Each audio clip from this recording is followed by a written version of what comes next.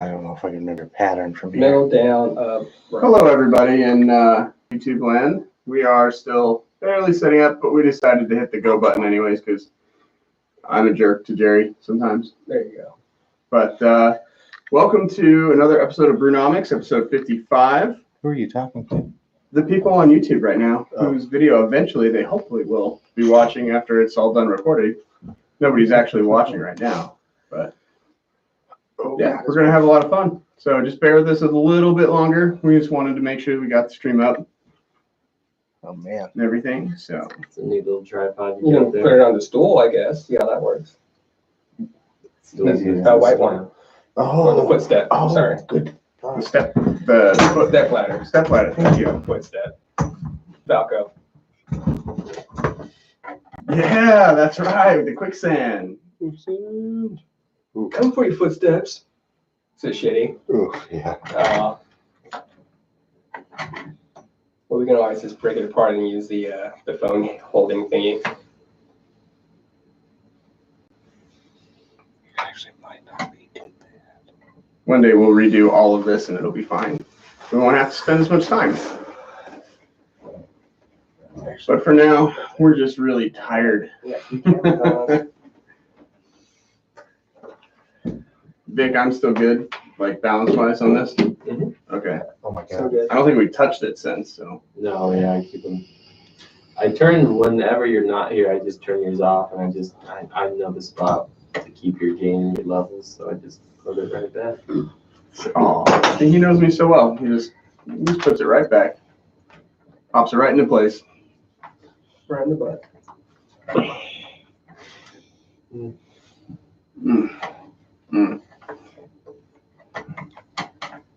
So Jerry, what's up with that tripod? Does it have a little flex at the bottom? Is that what's the deal is, or is it a selfie stick that is supposed to have a tripod but it doesn't because it's cheap? The deal is that's none of your fucking business. Yeah. I think I just called it is what happened. Oh, totally, dude. Well, wish.com for $2. Oh, I'm sorry. What that? Quish. Quish? Quish. Quish. Quish. Okay. Quish. Quish. Quish. Maybe you should have with Amazon. I'm just asking. I never used it before, yeah. So I was like, oh, look at that, because I ordered a Dragon Ball Z picture, and it's like, you might like this, and I was like, maybe. Yeah, $2 can't be bad. I mean, it was made in. Oof, this charger's gonna make it be like a hot dog. I think I might have to just give up on this one. I mean, I'm not proud of my cousin. Your cousin that made this? I'm sure one of them did. One day we'll just wall mount cameras and it'll be fine. But Oh yeah. Yeah. Wall mount. Well, even just wall mounting like the camera holders, oh yeah, that'd be nice. the camera mounts themselves, not even have the cameras attached to the wall, just the mounts. Well, just quality cameras too. I mean, that's important. Yeah, little GoPros and whatever we decide to use. All right, let's do it. Okay. Live? I'm already live. Are you live? You good? Yeah, we just went live on Instagram. Cool. Yeah, was it? Absolutely. We gave up on Facebook. That's okay. Facebook deletes this stuff after ever so many days anyways. So So does Instagram, but we do have way more followers on Instagram than Facebook. So that's because Can you use your Mr. phone to see who's Paula. waving at us and stuff? What? Use your phone to see who's waving at us and stuff on the gram. yeah. Oh, that's right, because I'm on here also. Are we talking about really talking shit? no, I was saying that you run our Instagram, and that's primarily why we have as many followers as we do. Because if I ran it or anybody else, Andrew, baby. That's him. We do quite a bit. yeah. I think we have a good balance of what we post too. Mm-hmm. We just need to get a little bit better consistency. I think because PK and I run on Twitter, and I'm not very good at it. Or my untapped. I don't do almost anything on Twitter. Do you know what beer we're going to start with? No, I don't. Okay. Start us.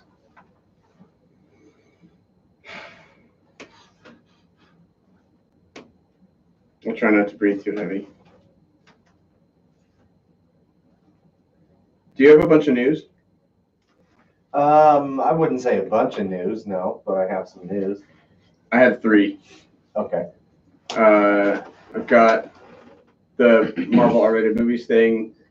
Apex Legends surprise video game, and then the Miller versus Are Bud you Light. asking this? Yeah, I was. Oh, no, I'm just waving at people. Okay, I thought you were like asking a question. They're waving at us on Instagram. Oh, hi people. And then I got the Miller Coors Can I talk? response to what was it, the corn syrup ad during the Super Bowl, Oh, okay. and that's because that's like actually like three things. It's kind of been a thing that happened all week. It's kind of funny.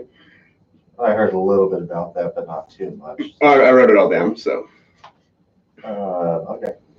Cool. those are the three I got. But I don't know if you got anything else, or if anything else like yours doubles up. No, it doesn't double up. I have some things. Nope, they're all different. Okay, because I'm gonna keep mine short as I possibly can. Okay. That's like you're waiting. I don't know. No. Makes sense. I guess let's start with the 1554 then. All right. Something to write down.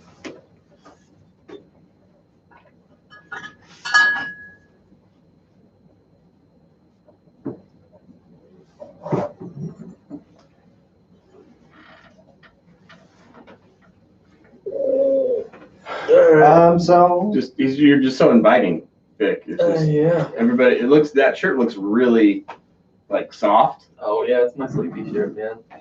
I want a sleepy shirt now. Darn.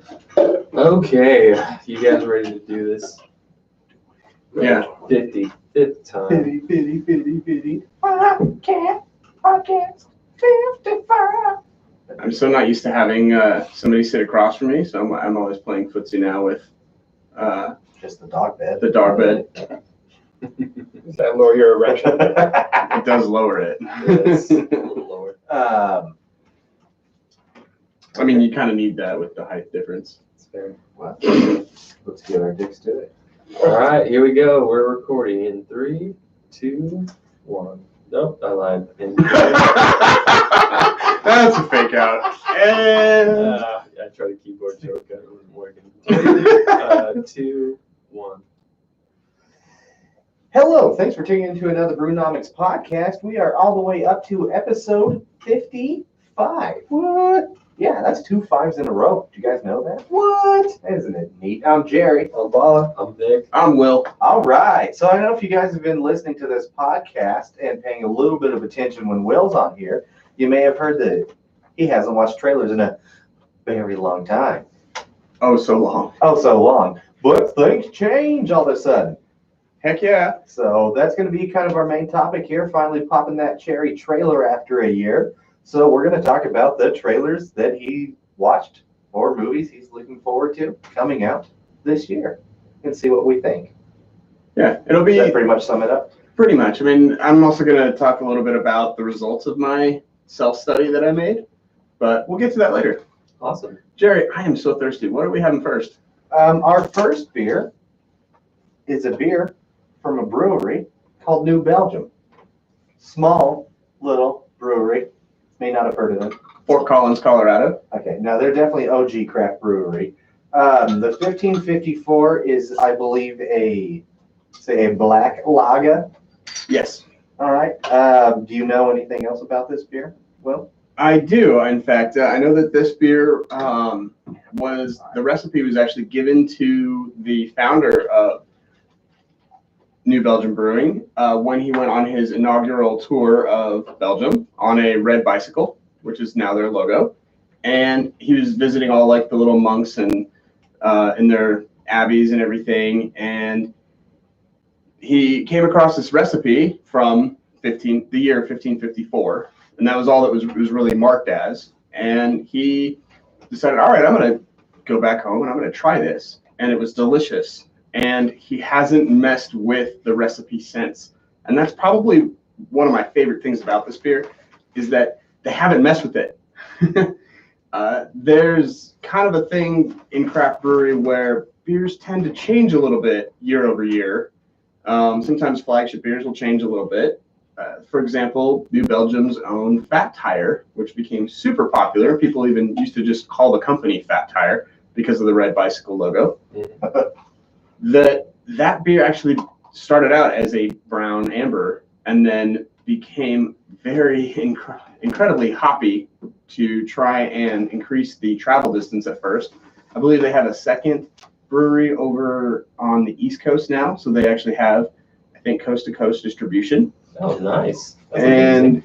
yes, now they were able to scale that hoppiness back. It kind of worked in their favor because hoppy beers became a big thing where, the more hops and that kind of a flavor, the better. So the people that liked IPAs also found a brown that they could kind of travel to, side by side and still enjoy.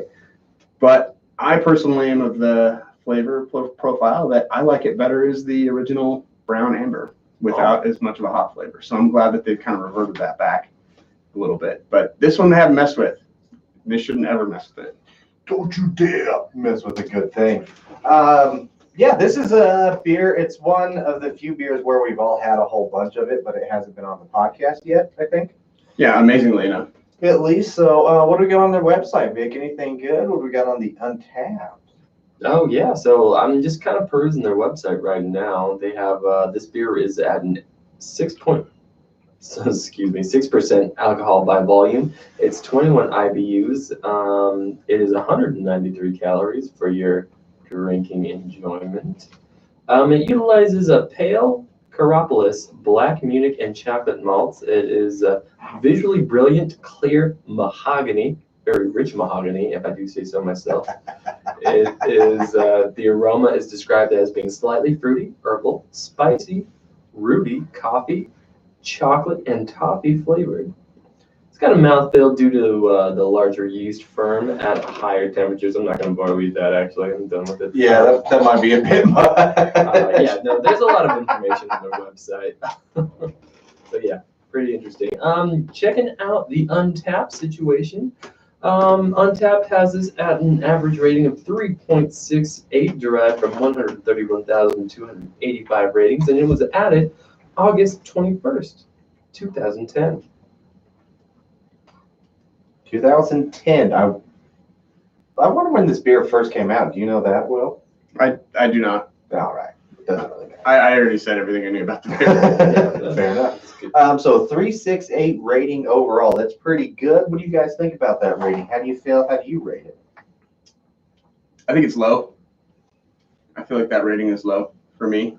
For what do we have? 131,000 ratings. 3.68, I think, is pretty good. I think that's maybe a smidge low, but I would not say too low, like way too low. I would say based on 131,000 individuals rating this beer, I think it's rated incredibly well based on what it is. 3.75 puts it right inside the bell curve where it needs to be. That's a high average, I think. So I would agree with it. I would agree with everything that's been said so far. I'd probably rate it at a 3.75 if I had to say so myself. It's a good beer. I would double down on that. Actually, I guess sorry to interrupt, Paul. I saw you getting ready to speak. Pre-interrupt, I suppose. So you just interrupted two people? No, I think you were just the one. Just you, I hope. But agreed, 3.75. Trifecta. I actually wrote down 3.75. Odd. All right, well, I'm the odd man out. That's all right. I like this beer a lot. I'm come back to it many, many times. I'm going to give it a 4.5. Ooh, wow, a 4.5. Holy shit. It's one of Okay. the, I feel like the more times that I come back to a beer, I want to keep rating it higher because it's a good consistent. I just pulled up my Untapped. Apparently, I originally rated this beer a 4.25. Well, there you I go. do really You see. enjoy it. It's dark, it's smooth. It is a very good beer. It's sweet, but not too sweet. Just a nice little subtle sweetness to it. It's sessionable too. Very sessionable. At 6% too, that's a really good ABV to sit at. And considering it's a dark beer too, usually when you see a beer like this,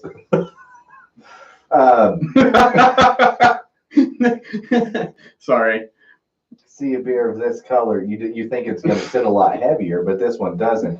The reason why we were laughing, if you guys are friends with us on Untapped, check out our 1554 check-in with Paula's sweet selfie on it. It's pretty freaking hilarious. Is it really? Yeah. I can't see it. You can't see it. Oh, dear God. Okay. I think I just woke up. It does look like you just woke up and the first thing you did was drink.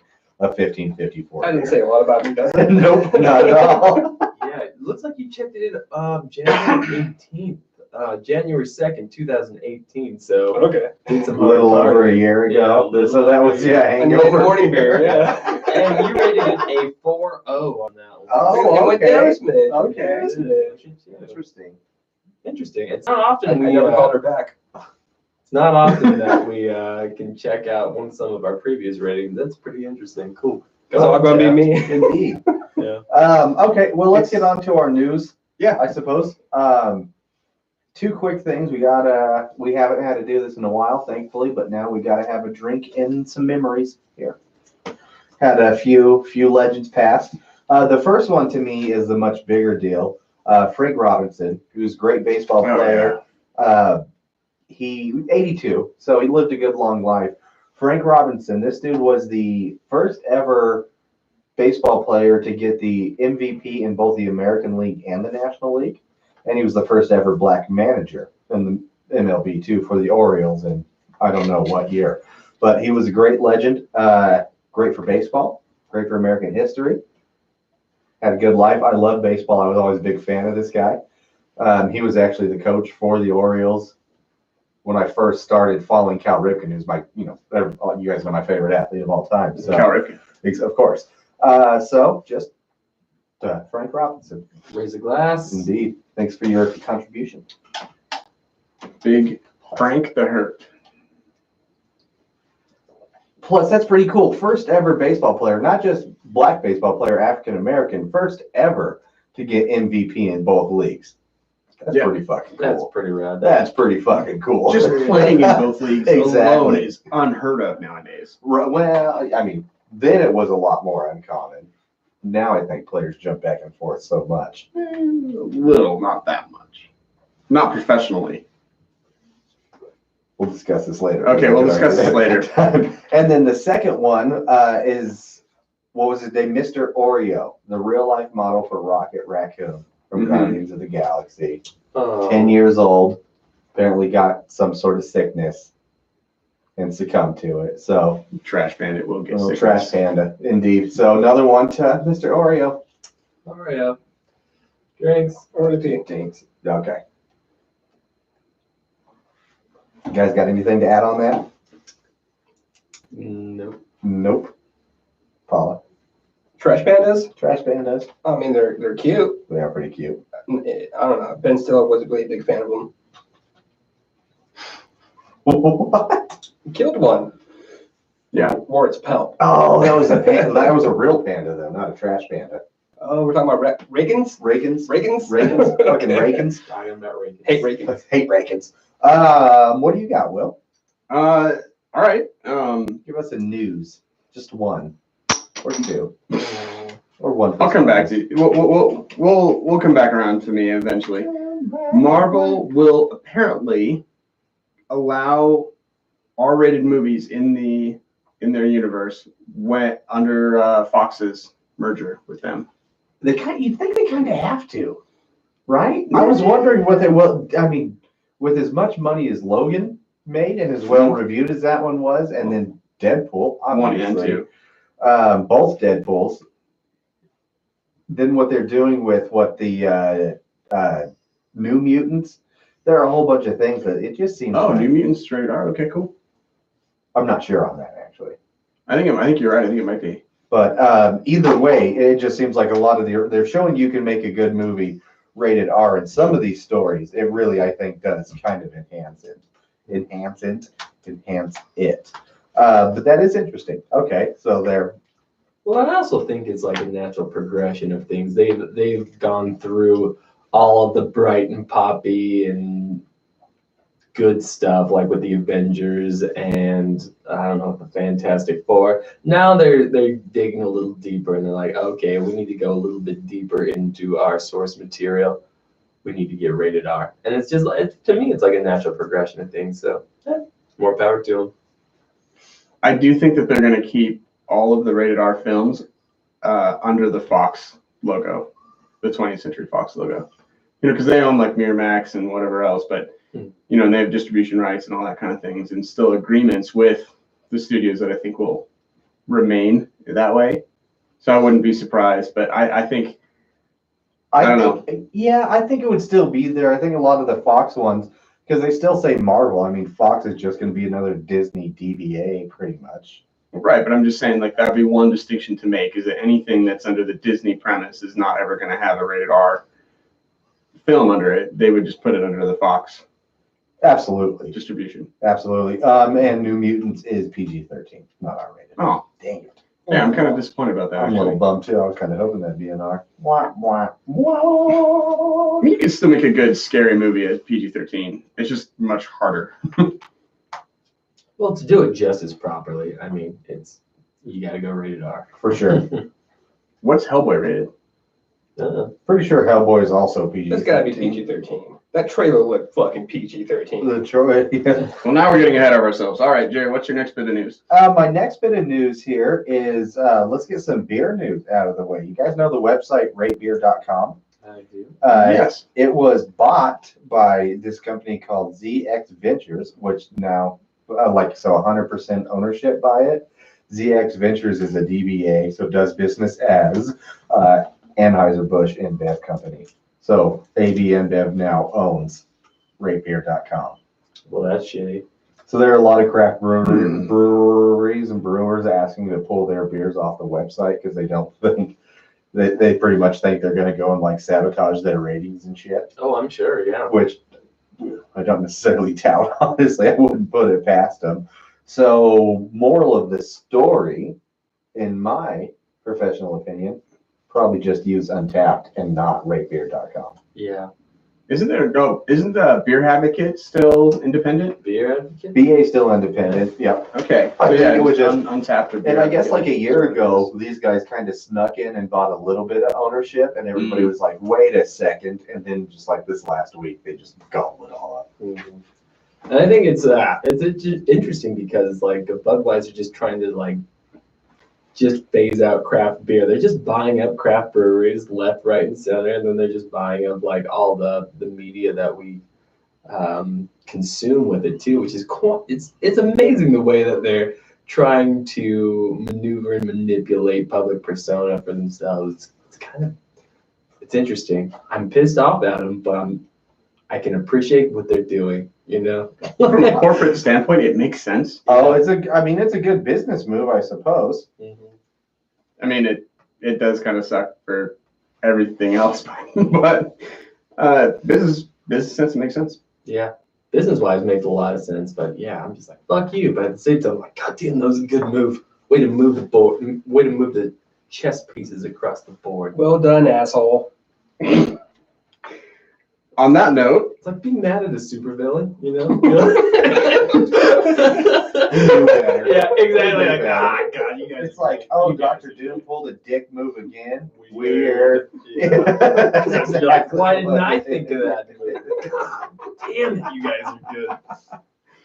staying with beer news, we're actually going to kind of put the perspective back on Anheuser-Busch here a little bit with something that they've kind of messed up a little bit. If you didn't watch the Super Bowl, you're fine. You really didn't miss anything, like anything. We didn't watch it.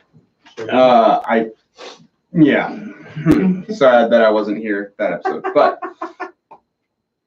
in any case, Anheuser-Busch or Budweiser ran a beer ad featuring their medieval Bud Light character. And in it, they had a big, giant barrel of corn syrup delivered to their castle. And they're like, hey, this isn't our corn syrup. We don't put corn syrup in our beer. And, well, whose is it? And so they went and, they traveled however far. And all the way to Colorado, I assume. Actually, yes. Well, no, they went to Miller Coors, really, and they said, "Oh yeah, Miller Lite. That's the people that's the shipment that this should have been delivered to." Mm. Miller actually responded back in a couple different ways publicly. First, they thanked Budweiser for their first ever Super Bowl ad. No way. Wow. First time Miller Miller Lite. True, Budweiser has always kind of had the lock on it. Miller Lite has never ever been mentioned during the Super Bowl till now. Okay. That's funny. That's cool. Thanked them, because there's the idea that there is no bad publicity, only, Yeah. Sure. lack of press. Absolutely. The second thing they did was they took out a New York Times full-page ad on February 2nd, 22nd, I think. No, February 2nd. And it stated that corn syrup is not the corn syrup that is used in their beer is not the high fructose corn syrup, but a natural part of the brewing process and does not end up in the can. Interesting. So they wanted to put the record straight on that. Took out a full-page ad in the New York Times. That's pretty cool. Hmm. And the last thing that they've been doing is they've actually, because Budweiser really decided, all right, we're going to do an attack ad. Miller Coors is going to be like, all right, we're just going to continuously tweet this out like 5 times a day for the next week. And that's all I've been seeing in my Twitter feed for a long time. And it's basically just an image that compares Bud Light's 110 calories and 6.6 carbs to Miller Lite's 96 calories and 3.2 carbs. So they're still Miller Coors is still putting the pressure back on Bud Light and saying, hey, we use that corn syrup to enhance our flavor. So more taste, less filling, and actually fewer carbs and fewer calories. Mm-hmm. So move that kind of backfired for Budweiser with all that ad buy that they spent for the Super Bowl commercial spots. Interesting. Oh, and I just think it's really funny because I also saw a tweet on this whole topic that there's some craft brewer who's just laughing like a madman as he drops like a pallet of Hostess snacks into a stout that he's brewing. He's like, who cares about calories? Right. Yeah. Exactly. People don't drink beer to watch their fucking calories. Also, it doesn't matter. Your beer still sucks, whether it's Bud Light or Miller Lite. Mm-hmm. Yeah. I mean, drink your macros if you want, but let's not sit here and pretend you have some fucking magical, life-changing taste. It's still all diluted piss water. Mm-hmm. It's not the elixir of life. Exactly. So, Exactly. fucking get over yourselves. Cool. America! Fuck yeah! Jerry, what do you have? Back to you. I know you guys don't care about this, but I'm pretty excited about the Terminator movie, Terminator 6. But it's really not going to be Terminator 6. Did you guys know this? Because they're bringing back Arnold Schwarzenegger and Linda Hamilton. Good God. They have a working title, which is going to be, Terminator Dark Fate. I really hope that doesn't stick, because that's kind of lame. But apparently, this movie is it's kind of resetting the universe. Terminator 3 and Terminator Genesis are no longer canon. Okay. Okay. So that's I guess part of this. That was one thing that James Cameron said was, yeah, we're wiping those from the universe. Yeah, never mind Terminator Salvation or anything like that. This one, I wonder if I bet Terminator Salvation might be in there, but in this one, I just remember it specifically saying Terminator 3 and Terminator Genesis, even though Terminator Genesis had maybe the greatest line in cinema history from one. Oh God, that's right. What's his name? J.K. Simmons. Yeah. Have you seen Terminator Genesis? I have it. I don't remember it, but I have it. It's not good. It's really not. Well, the movie poster gave away the twist. Well, and then they had a trailer that gave away the twist too. It was just a giant steaming pile of shit. But there's one bit, I can't remember exactly what happens, but of course they're hunting down the robots, and J.K. Simmons busts into this, it's like a studio room where you see all the cameras and stuff. Everything's destroyed. All the audio and visual equipment's destroyed, and J.K. Simmons just goes, these goddamn time-traveling robots always covering up their tracks. And the way he delivered it, with such fervor, and the fact that those words actually came out of somebody's fucking mouth on a movie. Awesome. Dude, we both straight up relocated. Dude, That was so funny. Yeah, Jared and I were watching that together. We're just like, did that just fucking What? It was like a slow roll, and we just had to get up and go outside for a second and continue. It was absurd. Oh, pause the movie. Motherfucker, how many times did it take you to say that line, JK? He was not JK. Oh, he was not JK. He was serious AF. Mhm. Yeah. Okay, interesting. Very interesting. All right. But yeah, I don't know. I want to watch this movie. Just me. Cool. Yeah, Cool. Yeah, that's just I- you, bro. I That's just know. you. I'll get to Did I it, hear maybe. correctly that who's the James Cameron is producing it now? Yeah. Again, that makes me a little bit more excited about it. And Tim Miller is directing it. Okay, So That's- maybe. maybe it could And be fucking good. Linda Hamilton's back, and she's one of the baddest bitches of all times. We'll just have to wait for the trailer. Indeed. Which I imagine will probably be around the corner pretty soon. I hope. The last bit I have, movie news, and then I'll let you finish us off, Will. Cool. Giggity. So we all saw Aquaman, right? Aquaman. Aquaman? The aquatic human. I have not seen it yet, but that's okay. Go ahead. This isn't a spoiler or I'm good. anything like this as far as the movie goes, but there is that giant trench scene in there where they go down and it has the trench, all the evil creatures that pull them down. It's straight up getting a spin-off movie. Oh, I The heard about trench that. is getting The a spin-off. trench is getting a spin-off, and it's going to kind of explore that universe, that like ocean tribe, and have more of like a horror vibe to it. What the fuck? Exactly. Dude, somebody tweeted, and I thought it was pretty great. I can't remember exactly who it was, but it was like, this is just like giving the doll from Annabelle its own fucking movie. Yeah. Or the nun its It's a own Han Solo fucking movie, movie. yeah. It's just a I think the nun bullshit had its own. spin-off I to think the try. nun did have its own movie. That's the point, exactly. Because that was the point it was making, and it's like, oh, so now you want to do the same thing with fucking Aquaman, James Wan? But maybe that could be fun, but probably won't be. But it's a thing; it's gonna happen. Didn't they already Apparently. make a movie about this called The Abyss? Oh, that is a good movie, though. God damn, I love that movie so much. That movie is 3.5 hours long. It Oh, is it's the might be. Oh, Yes. that's a good one. like if you really don't care about it at all, like you just don't care about the dog, it is the best make-out movie because the movie just keeps going It's forever. all forever. That was It's that's weird. Okay, No, I used that in high school. forever. fucking good for you, bro. Yeah, Yeah. gotta be smart, man. Talk about another James Cameron movie. Right. God, no, The Abyss, dude. That's a quality film. I fucking love that movie so much. Yeah, I don't know, but I really do think James Cameron back in this one does get me behind it. So, you guys, Fuck your family. that's all I got. Okay. Lastly, I have a little bit of video game news for you.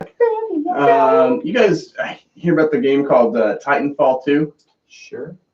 Okay. No. You guys play it at all? No? No. You guys don't really play first-person shooters, kind of like me. Yeah, it's not me. And, well, the creators of that have actually come out with a surprise release.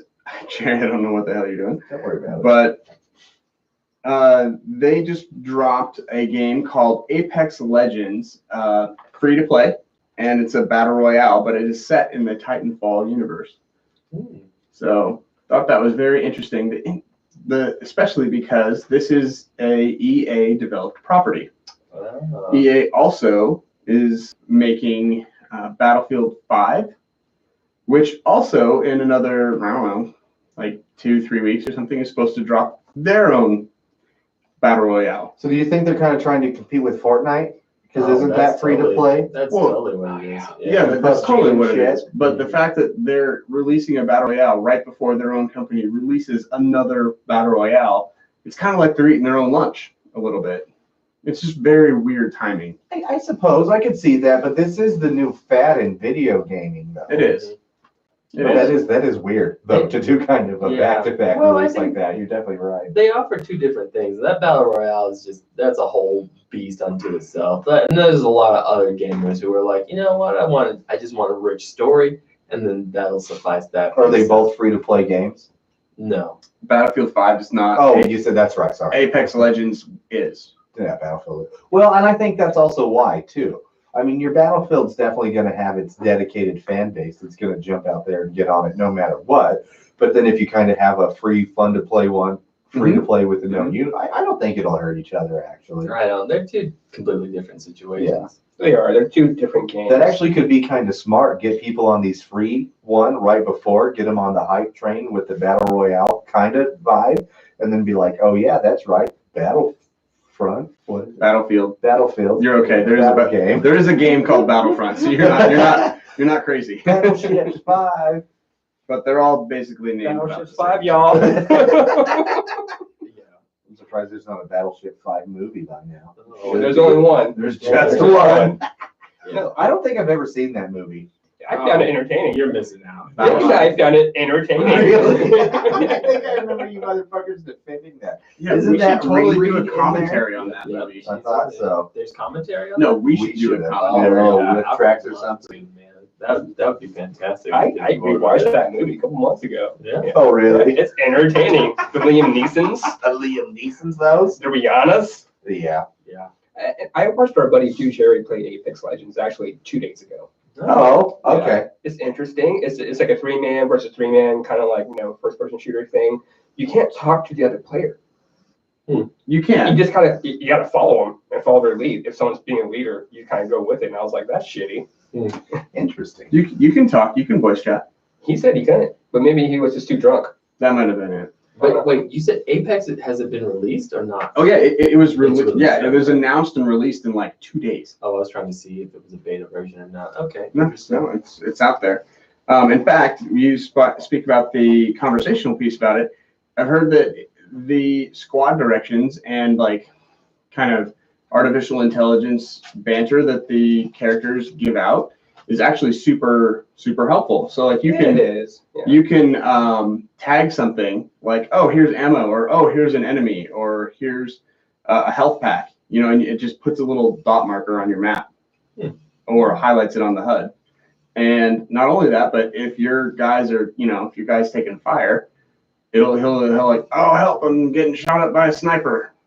So that's kind of really actually kind of helpful and interesting, especially with people that don't play with headsets, because as anybody who's probably done that before, the gaming community can be extremely toxic sometimes. Oh, yeah. Oh, man, that's bad. Dude, it's amazing. Definitely the gaming community is the foremost example of it, because you have all that competitive adrenaline on there. But for some reason, when there's that barrier, when you can't actually see the person you're talking to, the sort of things that come out of people's mouths, it's just like, oh, you need to get beat up.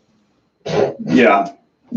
Like you need to get pushed in the mud or Like, you something. need to know what it's like to get punched in the face for being a fucking douchebag. No, So, I but agree. it really does legitimately kind of blow my mind how just genuinely douchey some people can be.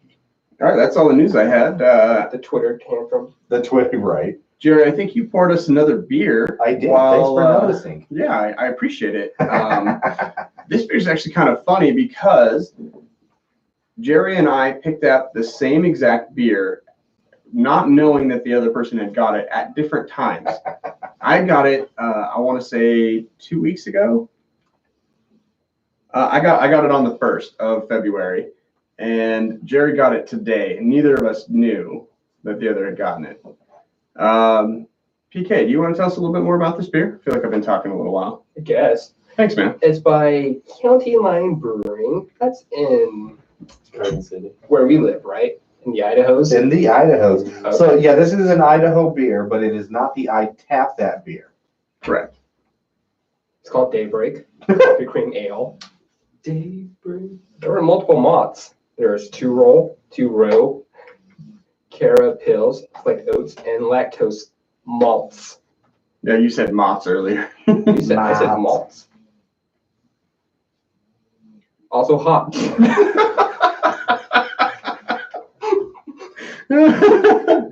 That's one take over. Oh God. Okay, so yeah, the County Line Brewing ultimately Daybreak Coffee Cream Ale. So this is a cream ale, it seems like, with a little bit of a coffee flavor. So it's not dark. It definitely looks like a cream ale. Not super golden necessarily. It is kind of an interesting color, a little bubbly, but not too bubbly. Light effervescence on It there. What's it smells smell really like? good. It smells almost like man. There's like a floral dinkiness to it. Yeah, my nose is a little stuffed on this. I've been having some allergy problems, which I'm super irritated about going into this podcast. But ultimately, what do we got? A 3.83 rating. Let's drink it. Let's see what we think. Excuse me. I don't know. I think this is rated a little higher than it should be. Extrapolate. It's got this coffee bitterness to it. It almost reminds me of that Kyla Kombucha coffee ale that we have. It just Oh, yeah. a little bit. which I'm not a huge fan of. It definitely doesn't hit me as hard though as No. that kombucha ale. This is a little bit. I don't know. I'm kind of digging this.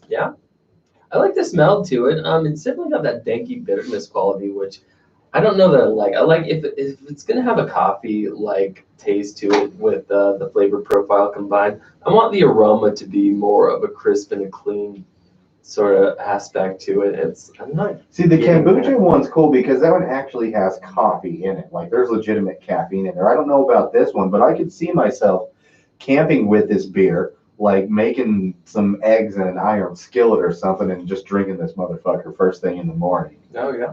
Well, the thing With that I some think camp at breakfast. That would be gorgeous. that does actually sound really good. But the thing that I was going to say that hasn't been mentioned about this beer is that most coffee beers are dark in color. They're like a stout. Mhm. This is not at all. This is light. This is like almost like a lager. I think I did mention. Oh, you that. did? It is. Oh, now I'm just not paying attention to you. You fucking dick. Did I not mention that? Am I in my mind? I don't think the color was mentioned, I'll be honest, but that's just me. I think I said it is a golden. Okay, well, it's super light in color, a little bit hazy. And yeah, I find it incredibly, I don't know, I don't know how I feel about it. Never mind. It makes you confused a little bit, doesn't Exactly. it? I've had a couple of sips and I was like, oh, it's kind of nice. And then the more I drink it, I'm like, I don't know if I like it that much. And it's just sort of like the evolution of it is kind of off-putting. All right, Paul, what do you think, man? Yeah, it's strange. I think it grows on you. I kind of like the danky smell of it, and then it hits you. For me, it's a little sweet before you swallow, and I like that a lot. Yeah, it's got that kind of cream soda vibe with just a little bit of same thing. I'm actually digging this, man. Good. Venture Bros. Venture Bros. I agree. It grows on you. 7% ABV, and do we do the untapped stuff yet? We have not rated it. We Okay. talked about its rating, 3.83. Or did we go over the untapped stuff? I don't think we did. No. Well, Well, let's do that. it's very minimal. It's 7% alcohol by volume, 19 IBUs. It's got a 3.83 on Untappd. Derived from 179 ratings. It was added 1/27/2017. So a little over 2 years ago, almost 250 check-ins. But County Line Brewing is a small brewery. Mhm. And my guess is this is a seasonal one too. So one that does surprise me, that it has kind of a lower check-in style. But I do like the rating. I think I'm gonna stay consistent. Give this one another 3.75. I know this is not our I tap that segment, but for the record, I think I would. I ended up purchasing this beer for $7. That's what you got. Where'd you get it at? I got it at Craft Brewers of Boise. Where's that at? That is over on Orchard Street, 420 Orchard. So Okay. if you're traveling down there, kind of over by like St. Al's area on We don't have Orchard. to get too specific. Most some people aren't gonna know, but Orchard, Yeah, somewhere around there. There's only so much Orchard. it's right before the McDonald's. Okay. And then I got mine from Brewers Haven, and I got mine for $7.89. Okay. So a whole 90 cents more. I'm Sucker. I'm thrifty. I'm just kidding. All right, Thrifty just curious. motherfucker. Well, what do you rate it, Will? gonna give this a 3.5. And it's strange enough, but yeah, I think it grows on you enough. I would probably tap it too if it was our I'd tap it, but yeah, on a 3.5. Cool. Follow? 3.5.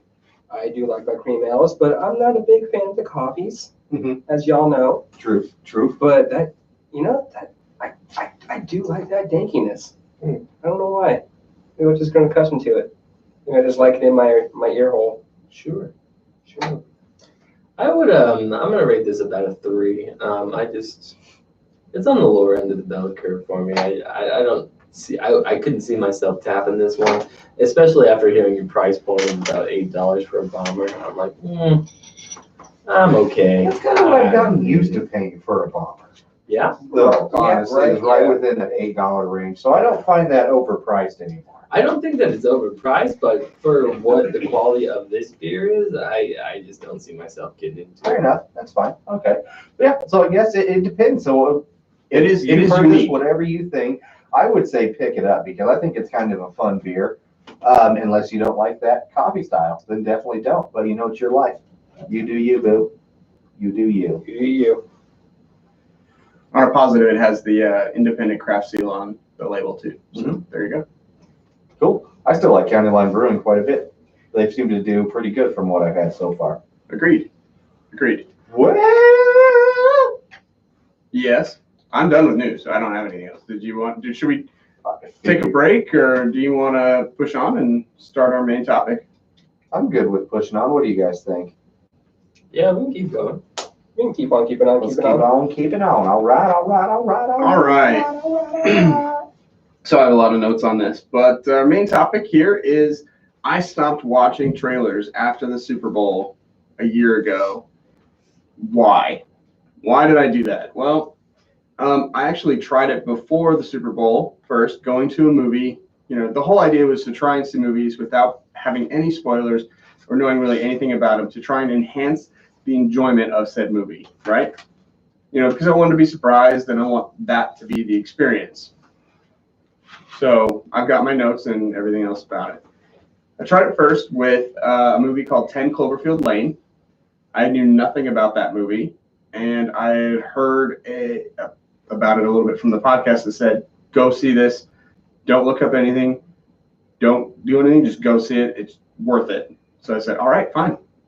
And I did. I went and saw it that night, opening night, at like a 10 o'clock showing or something like that, and saw it and was amazed. It was great. So the Super Bowl comes around, Super Bowl 52, and the Avengers trailer came on, and I was able to pretty much deduce that the Hulk was in, or Bruce Banner rather, was in the Hulk Buster armor, and he was kind of traveling around there, and that wasn't Tony Stark in the suit. Okay, Paul is making hand motions behind me. I don't know. You guys are bored with what I'm saying, so I'll try and speed it up a bit. Anyways, I realized that I was able to deduce what was going on. I was getting a bunch of spoilers for me, and I didn't like it. So I did it for 1 year, and now I'm back. And I like the conversation. I like discovering new movies with, kind of watching new trailers and stuff and saying, hey, have you heard about this one or anything? I like being part of that. You're and back then on that trailer wagon. True. I am. And then also I like preventing myself from watching bad movies and spending all that money at the theater.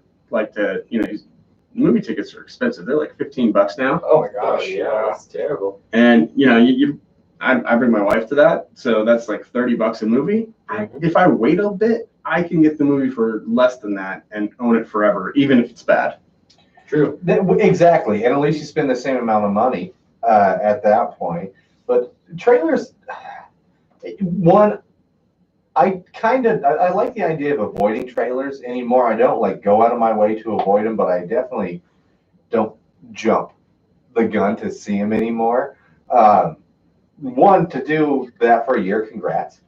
Thank you. You made a goal. That's it impressive. was a difficult one. Very You stuck impressive. to it and you completed it. Congratulations. Well done, sir. Thank you. Respect.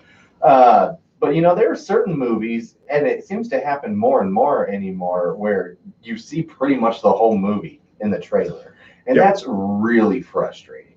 Mhm. Or where the trailer straight lies to you and makes you think it's another movie than you went in for, which can be really frustrating sometimes too. So trailers can definitely be a pain in the dick.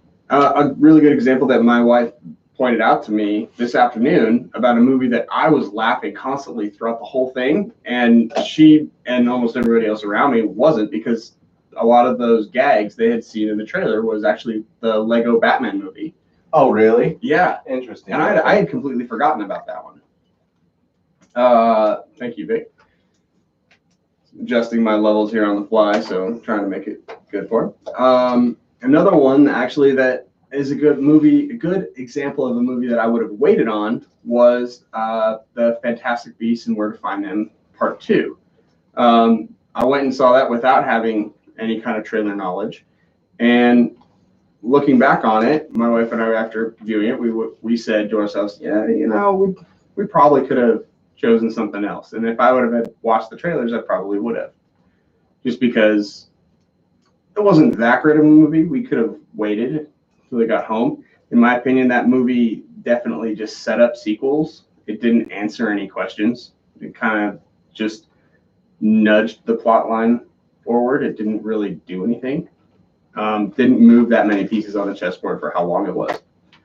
So I am going to continue those rules for movies that came out during that time period that I haven't seen. So Aquaman, Wreck-It Ralph 2, Bumblebee, Glass, Hunter Killer, movie that I actually got on Netflix, the Netflix disc system. Still haven't watched it, but I'm not going to watch the trailers until I'm done. Bohemian Rhapsody. I can't say that. Bohemian. Thank you. Bohemian Rhapsody. There you go. And The Mule. Like, those are all different movies that I haven't seen. I'm looking forward to seeing them, but yeah, haven't watched the trailers either. So it's not like I'm like, oh, I'm going to go back on not watching those because I've spent so much time already avoiding it. Mhm. Right? But that being said, like, I even had to make some hard choices before this podcast about what movie trailers I wanted to stay dark on, so to say.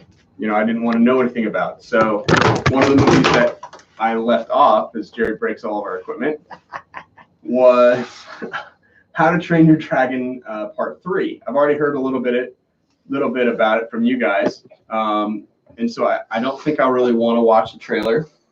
Yeah. That's fair. I can appreciate that. But yeah, I mean, you guys have said you want to do a bro date on it anyways. We would. Yeah. And so I don't know, might be fun to go see, and because I feel like I already know too much about that movie as is, even without seeing a trailer. How to Train Your Dragon 3? Yeah. Why is that? Because I'm pretty sure that you guys said that there's a spoilers advanced. I'm guessing, or at least theory spoilers. Here we go. That Toothless has a girlfriend. There's like a white Night Fury dragon, right? That he meets. A Day Fury. A Day. Oh, is it a Day Fury? It's I don't know. I'm just light making that fury. up. Light Instead of a fury. night fury, it's a light fury. Yeah, I'm making that part. From what I understand. It's a Day Okay. Fury. Okay. She's the fighter of the Night Fury, though. So it's my Night thing Fury. that Toothless and the other dragon are gonna hook up, and it, from my understanding, like I think that they're gonna find like this other dragon world, and they're gonna send all the dragons back, and Toothless and Hiccup are gonna have to say goodbye as friends. Okay, so here's my question for you, Will. Does it impacts the movie going experience for you that you know the plot? Is that a yes? It can, and so seeing the trailer, it seems to really impact the way that you feel or watch the movie, or the way that you experience it, because I analyze it during the movie. Exactly. You're hearkening back to that. See, and I don't want to speak for Paul, but I think that we approach trailers the same way. It doesn't impact our experience. For us, we just see that, and I don't want to speak for you, so please chime in if I'm getting it incorrect, but Oh, you go big. You do. But when we're watching the movie, like when we're watching the trailer, like, oh, we get a good idea of what it's about. And then when we watch the movie, we're not even thinking about the trailer. Nope. It doesn't impact us left, right, or center how the movie unfolds or how it happens. It just, It is what it is. Well, I will say this, in that I feel that, a good trailer doesn't hide a bad movie.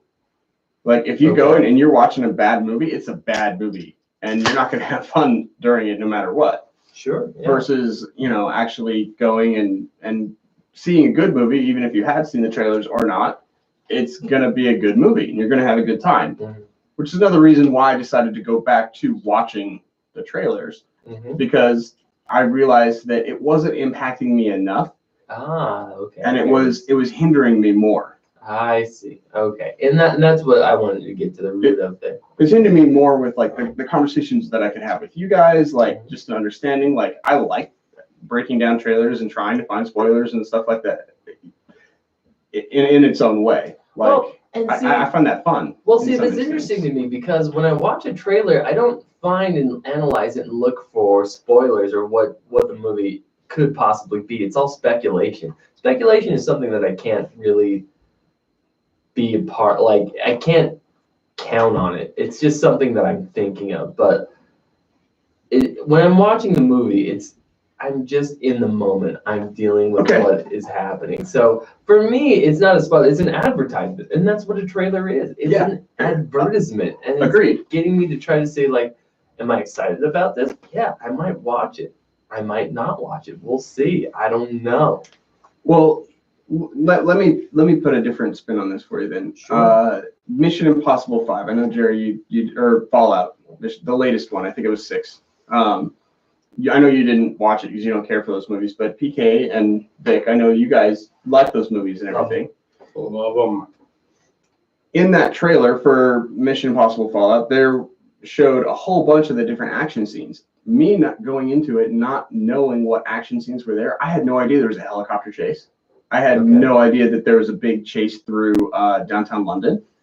I had no idea what Henry Cavill was going to be about, other than he had a mustache.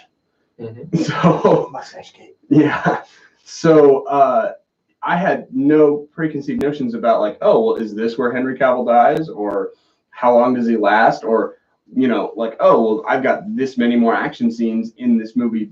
And that movie just kept going from one thing to the next, to the next, to the next, almost to a fault. I think you said last. It had a episode lot I was of on. pieces to wrap up, and I think it did a good job at wrapping up a lot of its pieces. Agreed. But it did take a while to get there. But I also had no idea that was it Tom Cruise's love interest was going to be back, and that she was going to find out exactly, or I don't know, there was some twist there, I forget at the end, where she had to kind of, or yeah, that she had remarried. I think was the twist. Like, I had no idea that was even a thing, or that she was even going to appear in the show. So for me, like, all of those reveals were great and Awesome. enhanced by it. Yeah. Where, had I seen the trailer, I might be like, okay, this happens, whatever, But and expecting stuff. All what you just mentioned was not in the trailer. Okay, great. So, I'll to prove my point more that I'm probably right in coming back. Yeah, absolutely. And I think the main question here is, does the trailer, does it expose or let us know what's already happening in the movie? Because oftentimes trailers are already cut in and out of the timeline or the plot line of the movie. Things are happening out of order a lot of the time in the trailer, because it's just trying to get you excited about what's happening. So you'll see the end, maybe you'll see the beginning, you'll see the middle. It will all happen. Explosion. Yeah, Half naked girl. explosions, titties, Top titty. Bottom butt cheeks. Fast cars. Fast cars. It's all happening in and out of order. But then when you watch it in order, you're automatically on the journey with the movie for them. So I see, and I was very curious to see how this worked for you. But for me, the trailers have never spoiled it. Well, I also think that there's a couple different types of movie there too. There's You're absolutely right. There's the type of movie that you want to turn your brain off and just experience it like a roller coaster, right? Yeah. Mm-hmm. And then there's also the type of movie that's like the whodunit thriller, high suspense drama type of movie that you want to go and you want to be thinking the entire time and trying to pick up little subtle notes the entire time. So I think that also has kind of a thing to do with it too. I think you're right there, and I think that's a good point to have. So I guess it's sort of specific to the genre that you're dealing with. Agreed. Occasionally. So Agreed. And that's an important thing. We may have not known that without your year of self-reflection on the trailers, which I think is quite incredible. Well, thank you. And thank you guys also for bearing with me doing a pop culture podcast, and we're supposed to talk about trailers and I can't. I haven't seen them. So I really do appreciate you guys and all your patience with me on that too. But I find this interesting, and I think it was a good self-study to do. And I wasn't held by it by anybody. This was just something that I wanted to say I could do, and I went and did it. You learned a lot about yourself. Yeah. Your dick's bigger now because of it. Agreed. Sure. Your balls are heavier. Sure. No more hair in your cane. I get it, dude. All right. All right. And with that, we still are good. We want to keep moving forward. Talk about some trailers now that I have seen. What did you guys think about? Pull it out. Let's take a quick break. All right, let's do that, and we'll be right back. Have fun listening to this wonderful ad that we have prepared.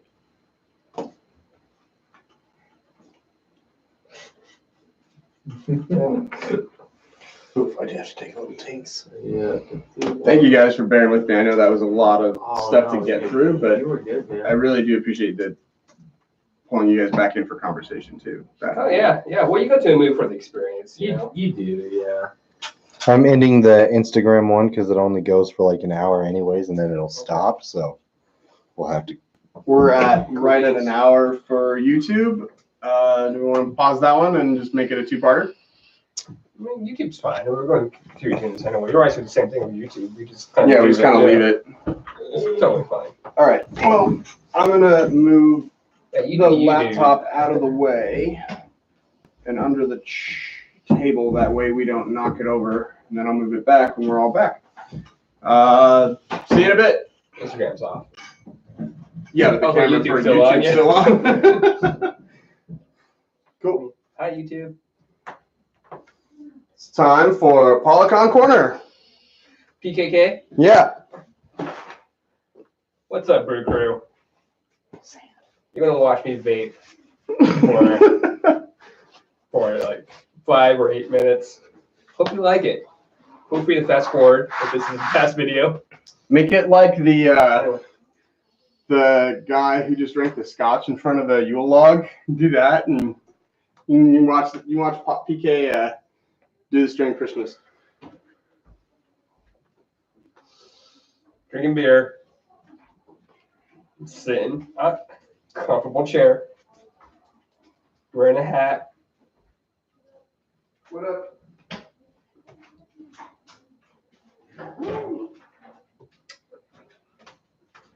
Talking about stuff. Sorry, man.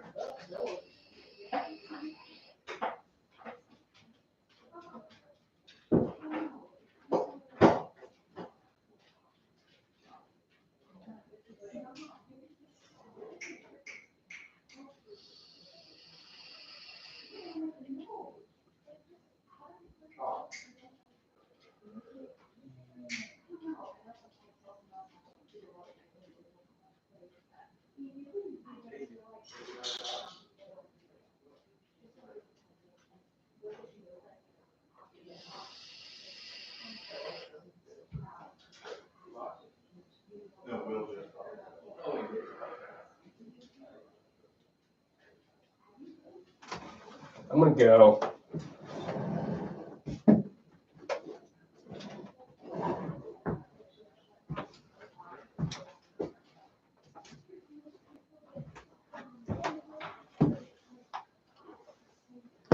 Don't want to move this.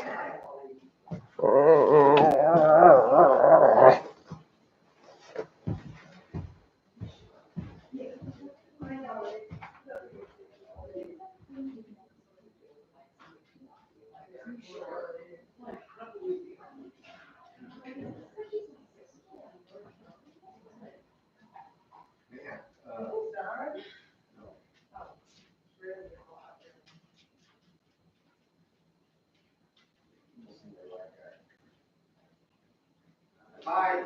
What's up? How's your life? I haven't seen you in 30 years.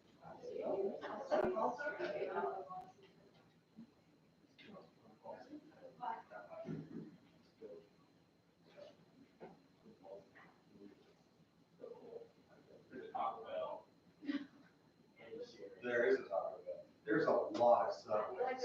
I've never seen so many subways per capita in my entire life.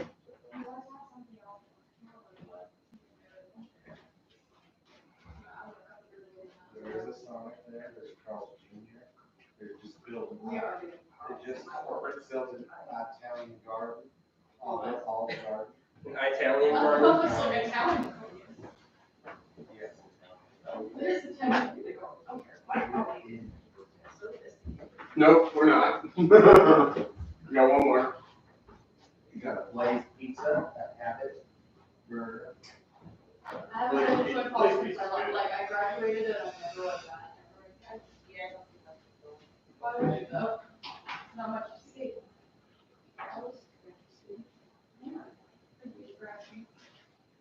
Good, kitchen, how are you? He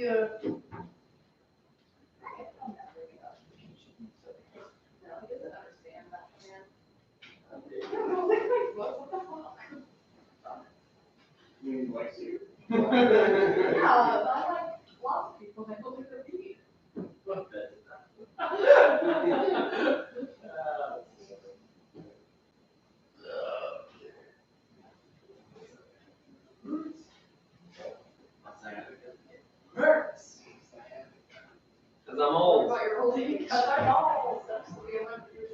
It's terrible.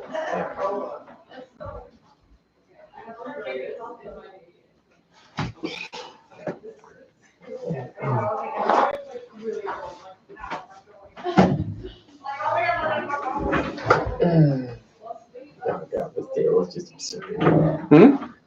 This table is just absurd. Like how big it is, or? Just with all the shit on it. Yeah. Take a break. So you remember? What? Do you remember a while back I sent out that text about how I was reviewing old podcasts and I came across PK and Susan. Oh yeah. I'm just gonna bring that up here in a little Oh, bit. okay, cool. I want to make sure you're in on it. Nice. See if you couldn't give him some grief. Sure. Sure.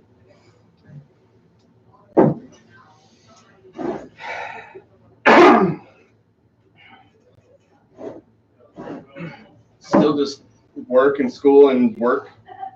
Yeah. Okay. Just a lot. Oh well, only 3 more months though. Till, oh yeah, dope. Hey, we're coming back, YouTube. So PK setting up the camera for Instagram again. We have it mounted camera on top of camera. This is camera on top of camera action. Since you just clamp it, I don't That's know what how you're hard that seeing. was to clamp it. I don't know. Why are you talking about clamping down? Oh, so was complaining about how it was hard to do. Oh, that's right. Yeah, you just mold it to it.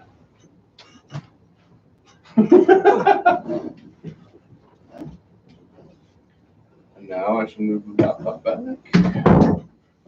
over here. PK can see what's going on. Oh, that's cool, dude. You're cool. You can see it, right? Everything's cool. All right. I'm not too worried about it. There's times I'll glance at it, but mostly I can see up there, so good. Jerry's no longer in the picture. Is he no longer in the picture? Do we He need just that needs to camera? scoot up.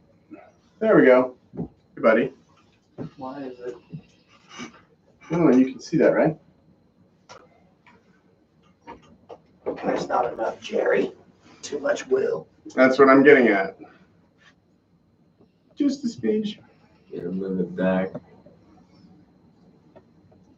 Move it back. Move it back. Other way. Move that bus. Move that bus. Better. Right there. Guy Pennington. Where's the bus? About Sears and What? and buying things from Sears. It looks fine. Oh, but now that one's off. Oh, thank you. Oh shit. Yeah, we're live. No, on IG. On Instagram? Oh yeah, I just Yeah. put us live on Instagram. All right, we're back, motherfuckers! Hello, world. Okay. Don't worry about what's on my phone. Well, All right, whatever, man. Okay, we'll talk later. all right. So now that we're about to get back, let's get into our I tap that motherfucking beer and then get into your list of trailers. Heck yeah, heck yeah. Beer's already poured. All right. Here we go. Who's bringing us back? I'll bring us back. Okay. In 3, 2, 1. And we're back. All right. Now we're going to drink another beer from this here state of Idaho. Idaho. Good one. This is our actual I Tap That beer, brought to us by William from White Dog Brewing Company. This is their Scotch Ale, 5%, and other things. White Dog Brewing, also from Bozeman, Montana. Montana and Idaho. Okay, so another one of those dual breweries. Mm-hmm. And I believe PK and Vic, I believe you guys actually went and visited this brewery kind of right around the time it first opened in Boise, right? Yeah, we've been there a couple of times. It's not bad. I haven't been to the brewery. I really want to make time to do it, but now it's hard, mostly not being in Boise. But I've been to a few beer events where they were at and talked to them. Seemed like a really cool staff, cool group of people there. Yeah, it's a shame they're approximately 7 minutes away from us. So. Right, they're super close. Yeah. Well, let's drink this beer. Let's see what it do. So a Scotch ale. How do you guys feel about Scotch ales in general? Love them. Typically like them. I like them. Hopefully they're not like overly complex. When that happens, then sometimes I'm turned down by them. But Agreed. this one seems pretty smooth so far. So far. Yeah. That's not bad. Ain't That's bad. not bad at all. Pretty mellow. Not as malty as I expect it to be for a Scotch ale, because they can tend to be a little too malty. Mm-hmm. But this is just malty enough. What do we got on Untapped?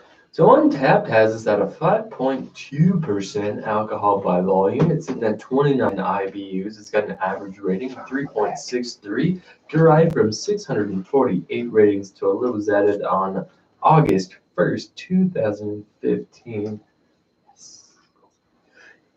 I didn't realize they'd been around for that long, but I guess they have, huh?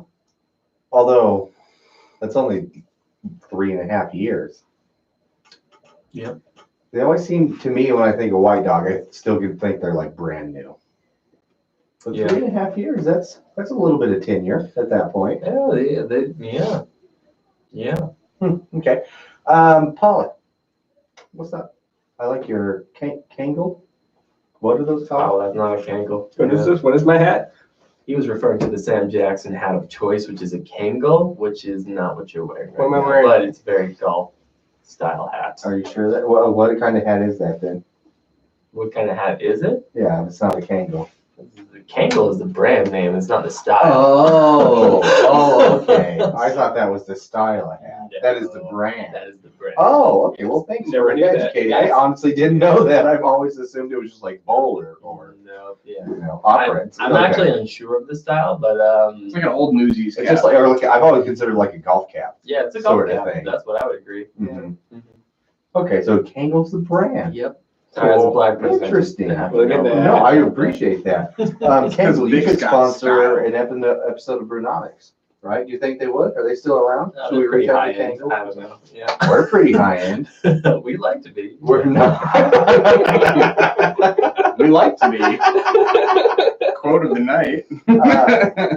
Anyways, so back to the Scotch out here. What do you guys think? Rate it. Would you tap it? Start us off. Somebody. 3.75. Okay. I think it is very smooth for a Scotch ale. Really, it is. And would I tap that? Yes, sir, I would. Cool. Cool. All night.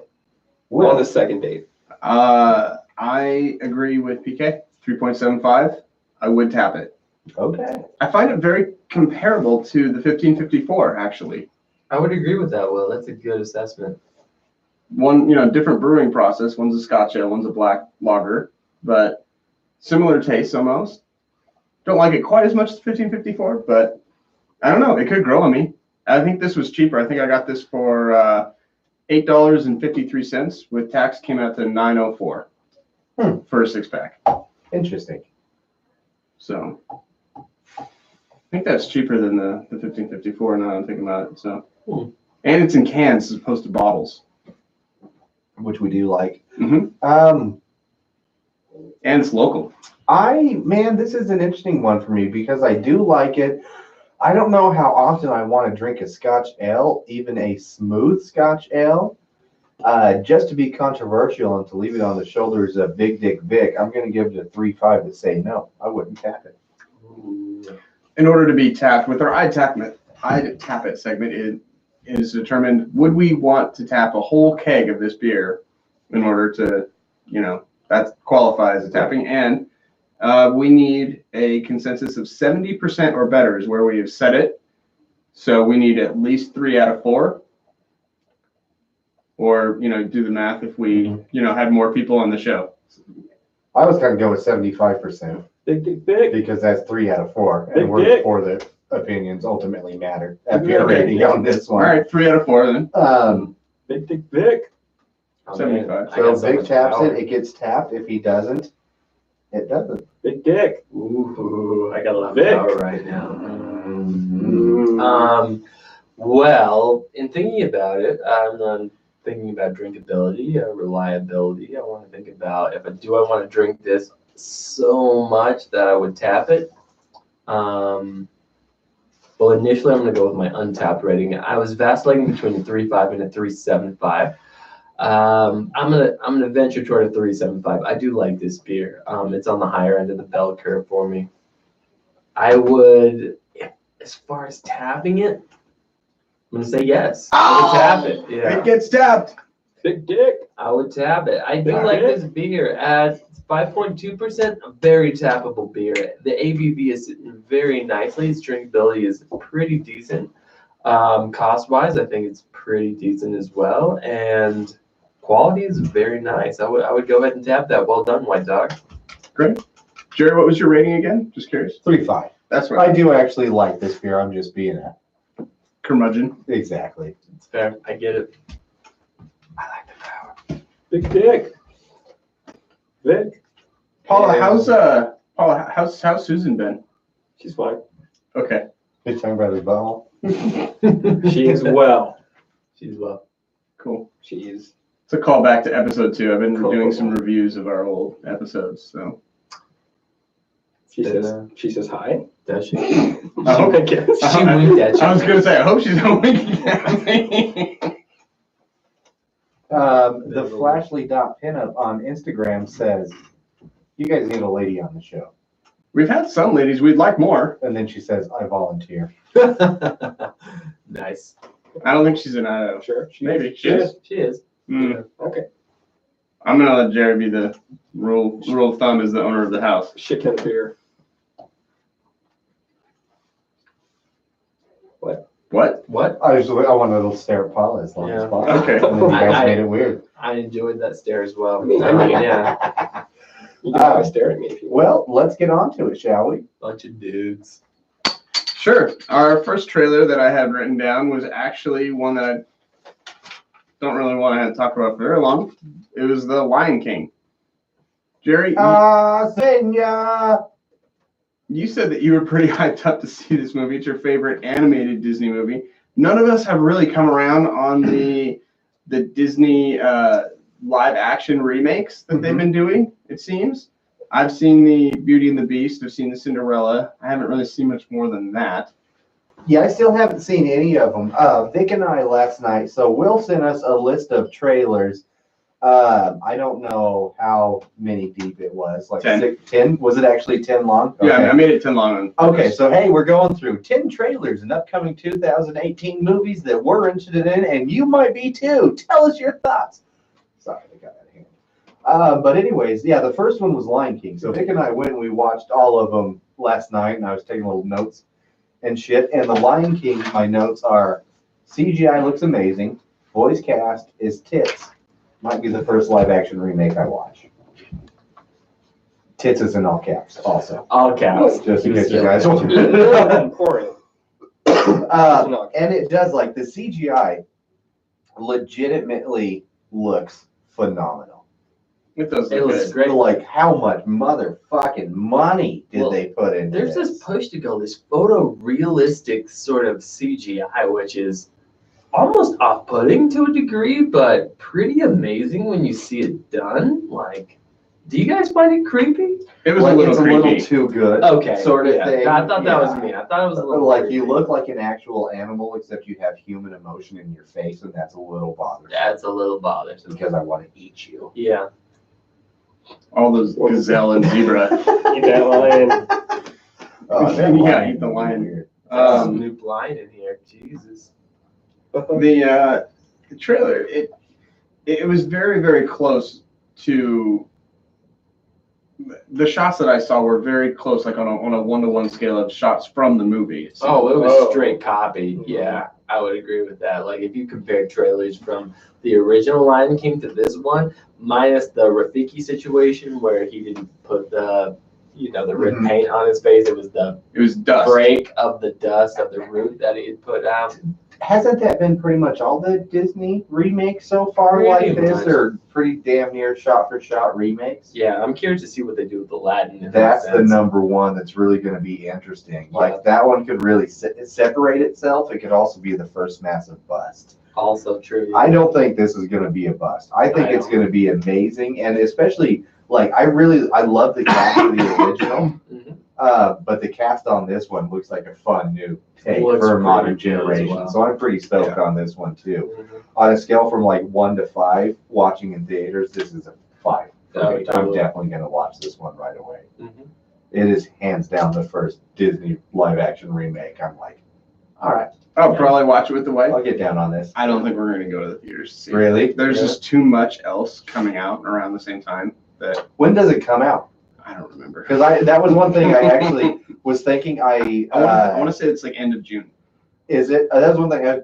After going through this list, I was kind of writing. I was like, "Fuck! I should have wrote down the release dates on here." Whoops. Yeah, because I want to July say 2019 is when okay. it's ready. yeah, because right before that, Spider-Man will be coming out. Right before that, I'm pretty sure. But Disney they schedule it out about 2 weeks in, because they don't want to eat their own lunch. Exactly. Paula, Vic, what do you guys think on this one? Paul, I know you love The Lion King like I do too, just as much, if not more. So lay it down on us. I haven't jumped on the train of live action Disney movies at all. So you're like me, you haven't seen a single one. Yeah, Okay. yeah. With this particular movie, I want to. When Simba, you see Simba as a cub, you just want to cuddle the fuck out of him. You're just like, you are real. I just want to cuddle with you. Besides that, I just don't care. Yeah. Because for me, it's like I love the animation, and I feel like they're just bringing it to the youth now to like relate to what we watch. Mhm. And also the money, obviously. Definitely the money. Yeah. But you can tell they poured like so much. They got the looks like Beyoncés and like the Donald Glovers. exactly Seth Rogen, John Oliver, but it looks like a Planet Earth documentary almost. Like how well they did the CGI on this. They did a great I feel like job. they actually like got these animals and like 3D scanned them and reanimated them and stuff. Something to that degree. That's what I was thinking as well, honestly. Well, because with the original Lion King, I remember watching like a documentary where they actually like brought in like lions and these Yeah. animals to Live the animals. animators, and they were animating them live and stuff, and it was pretty fucking cool. Hand drawing them and everything for sketches, So, trying to get the lines right. With the way the everything. technology is now, I bet they could. I mean, obviously, holy shit. Yeah. But I'm legitimately blown away by how good looking this movie is going to be already within the trailers. That's pretty, man. And especially too because this movie has a built-in audience of millions. So like it's already gonna do well just based on projections alone. Oh, And yeah. I just think it'll be interesting to see the remake of it. So What's Shazam. Shazam! Shazam. All right. This one I think we should keep quick because we've talked about it a lot. Sure have. My notes say, so anxious, but still excited. I'm real afraid it'll suck, especially with the production delays. Because there do seem to be a lot of those. We've talked about it, so I'm not going to beat it to death, but. I had two notes that I wrote down on this. The first one being that it seems like the mentor of Shazam's mentor, like as soon as he gives him his power, he just kind of like disappears. He's gone right away. Well, that's how it is in the New 52. Is it? Though he had to find somebody to give his powers to because he knew he was dying. Yeah. Right. So he had to do, it was like the one last ditch effort. So that's part of what makes Billy Batson so special, is he didn't have anybody to really teach him how to control these powers. They were just kind of bestowed upon him. Speaking of not really knowing how to control it, that was probably one of the funnest things that I saw on that trailer was all of the little tests that they were doing. Yeah. For him, It's like super like cute. like the flight, how he just jumps up the half The pipe half pipe. and then falls. Right. Hurts his back. And he's And like, I love "Ow." the zap and the phone. Your phone is charged. Your phone is charged. You're like, hey, what the hell? And then the one guy had a Samsung Note 7 still. It blew up. It just exploded. Paula, anything to add? No? Cool. What's next? So, Paula, I hadn't heard anything about this movie, and this is one of those movies that I would have thought I would have found out about, or I would have been telling other people about. But luckily I have a really good friend, PK, who's been holding the fort down for me in my year of absence. He brought up the movie Brightburn. So tell us about this, because I never heard about this until even I saw your list. Although maybe Paula talked about it, I just wasn't paying attention. So this is a Gunn family movie, right? So directed by James Gunn, written and directed by Mark Gunn and one of the other brothers. Oh yeah, it's all in the family. So it's all in the family. Nothing's been directed. It won't be directed by him, but it's produced. Produced. Oh, Produced okay. by- Who's directing it? I don't remember the name. David Yarovesky. There it is. Okay, I don't know who that is. You're a risky. But it's starting. It looks like it starts kind of like a Superman story. Oh yeah. Almost like small rural middle America town, explosion happens, comet lands, goes, there's a baby in there all of a sudden, so they decide to raise this baby. But that's about where it stops with. Well, that's not, because the powers seem very Superman-esque. Like, it seems like Incredibly got some Superman-esque. laser eyes, can fly, extreme speed, strength, like The way that he lands in what seems like Kansas or Iowa or something, and then the parents take him in. They wanted a kid, and then he's got a cape, and so he's right. seen as being different. I think if they show him chewing on a fork, and the fork is all bent by the time he takes it Mangled and out. stuff, yeah. This kid seems very possessed, though. I don't know if you guys picked up on A that. little bit, yeah, because this is clearly like evil Superman, though. Yeah, This isn't like just a kid that's going to grow up however he's taught. Thank God for Martha and what's his dad's name? Kevin? Jonathan. Thank you, Kevin. That was not a good guess. Good Kevin Costner. Not a bad guess. So he still has pretty much, it seems like, great parents. Who's the mom? Elizabeth Banks. Thank you. who looks great in this movie. She's always been an underrated actress. But I think. it was kind of like how Kal-El didn't come and take over Earth. You know, so it's just sort of like that happens.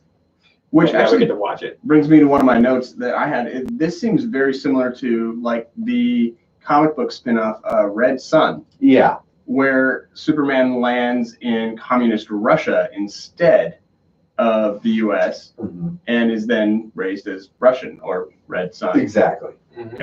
Play on words there, but I don't know. I haven't read that comic book. I was hoping one of you guys had. No, that's on our list, actually. We're trying to get a hold of it. Okay. But this will be interesting, man. It's not one I'm going to jump out to right away. It does seem kind of like there is a weird cultist take on it, and it could be intriguing. But we'll see. So my other notes that I have on this is one, who hang dries laundry like out in their yard and then leaves it overnight. Middle Americans, I guess. Yeah. Flyover states. People who are lazy, who don't do their laundry. The temperature is temperate outside. still damp. Yeah, I don't know. That is weird. It was a thing that They came got across my drunk mind. and It was like passed out. it seemed very scary, and then it was like, wait a second, that is It incredibly seems like a unrealistic. thing that only happens in movies, just Okay. for convenient shots. Okay. The second is I really want to see more before I make a final decision if I'm even going to go see this movie or just wait on it. And then the third is I really actually like the idea of a superhero horror genre. You know, Oh yeah. Well, that goes back to I think why they're doing the Aquaman Trench, and one it's not next on your list, but let's just segue. yeah, to it. that's exactly what I had the idea. Thank you for pointing it out. Brings us to the New Mutants, which is kind of an X-Men horror movie. I don't know. You guys want to take it from here? You want to describe the trailer? For me, the New Mutants, it reminded me of like earlier successful horror films, kind of like 13 Ghosts or House on Haunted Hill, where it seems like the people that are in the movie are trapped in this little asylum, and all hell starts to break loose and reality starts to disappear, which can be fun. Well, I guess that depends on your idea of fun. Well, fun to watch in a movie horror setting. Oh, yeah. not fun if you're going through it though. No. Heck no. New Mutants, though, this is one that I am really excited for. It's got a pretty good cast as far as the kids, like that Macy Williams chick from Game of Thrones. GOT. GOT. I know we got some Antonio up in here, but We got some Stranger Things. exactly. And I don't know, they've got like, so these are, It's a lot of fun X-Men characters. Like we have what I think Magic is confirmed to be in it. That's Colossus's sister. Sunspot. Sunspot, that's a fun one. So it's going to be kind of interesting because it's not just a horror one, it's a horror one done as also like a coming of age movie as well, because it is a bunch of teenagers obviously going through that pubescent period when you tend to develop your mutant powers for the most part. Except it's like they're in some sort of weird school asylum or something on there. We don't, know too much about the sort of facility they're in. They have the guise of course, we have their best interest in mind, but do they? Do they? I don't trust government no matter what, movie or otherwise anymore. Real or in the movie, you should not trust the government. Yeah. They're just people with too much power. We saw what happened to Vic earlier, so. So this movie comes out in August, Mhm. which is an interesting time for a movie. I'm hoping for a that horror movie. I'm hoping that it takes that same kind of reign that Guardians of the Galaxy took. They had a lot of success like early August. True, and there definitely is the summer blockbuster because that's the time people tend to go to see movies a lot more. I'm gonna go watch this for sure. Like I'm really excited about this. Cool. Moving on. Speaking of monsters and everything else, Hellboy was another movie trailer that caught my attention. Also, I looked it up, and Hellboy I think is actually going to be rated R. Oh, good, because I think the last two were. No, they were PG-13. What? Guillermo del Toro's, yeah, they were Okay. PG-13. Well, the biggest thing is that it seems like this version of Hellboy, it seems like it's going to start with him kind of established. It didn't look like they were really going to give him the same origin depiction, like they have, given Spider-Man the same origin like three different times. No, twice, right? Is it only that they've only shown his origin twice? Yes. Yeah. Yeah. But Hellboy seems like, they're going to start with them established, but it seems like they're going to up their monster game by about like 10, because there were a heck of a lot of different monsters in this trailer, which to me was really cool, and was always the appeal of the Guillermo del Toro versions of the movies, where they had just such an established universe that you just didn't know about, which was kind of like hidden in plain sight kind of a thing.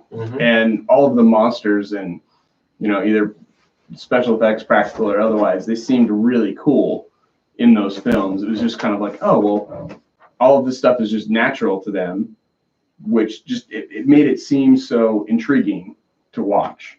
Oh, yeah. I like that Hellboy is known within this world, is what it seems like. And I hope during the movie, when Hellboy is down and he doesn't know what else to do, Ian McShane comes up and he's like, I brought the boogeyman for you. And John Wick comes up and just starts shooting monsters. Awesome. Yeah, man, this is interesting because one, it's a remake that I don't think anybody asked for. So that's part of it. I think it is kind of weird that they're just remaking it in general. I don't think we need it.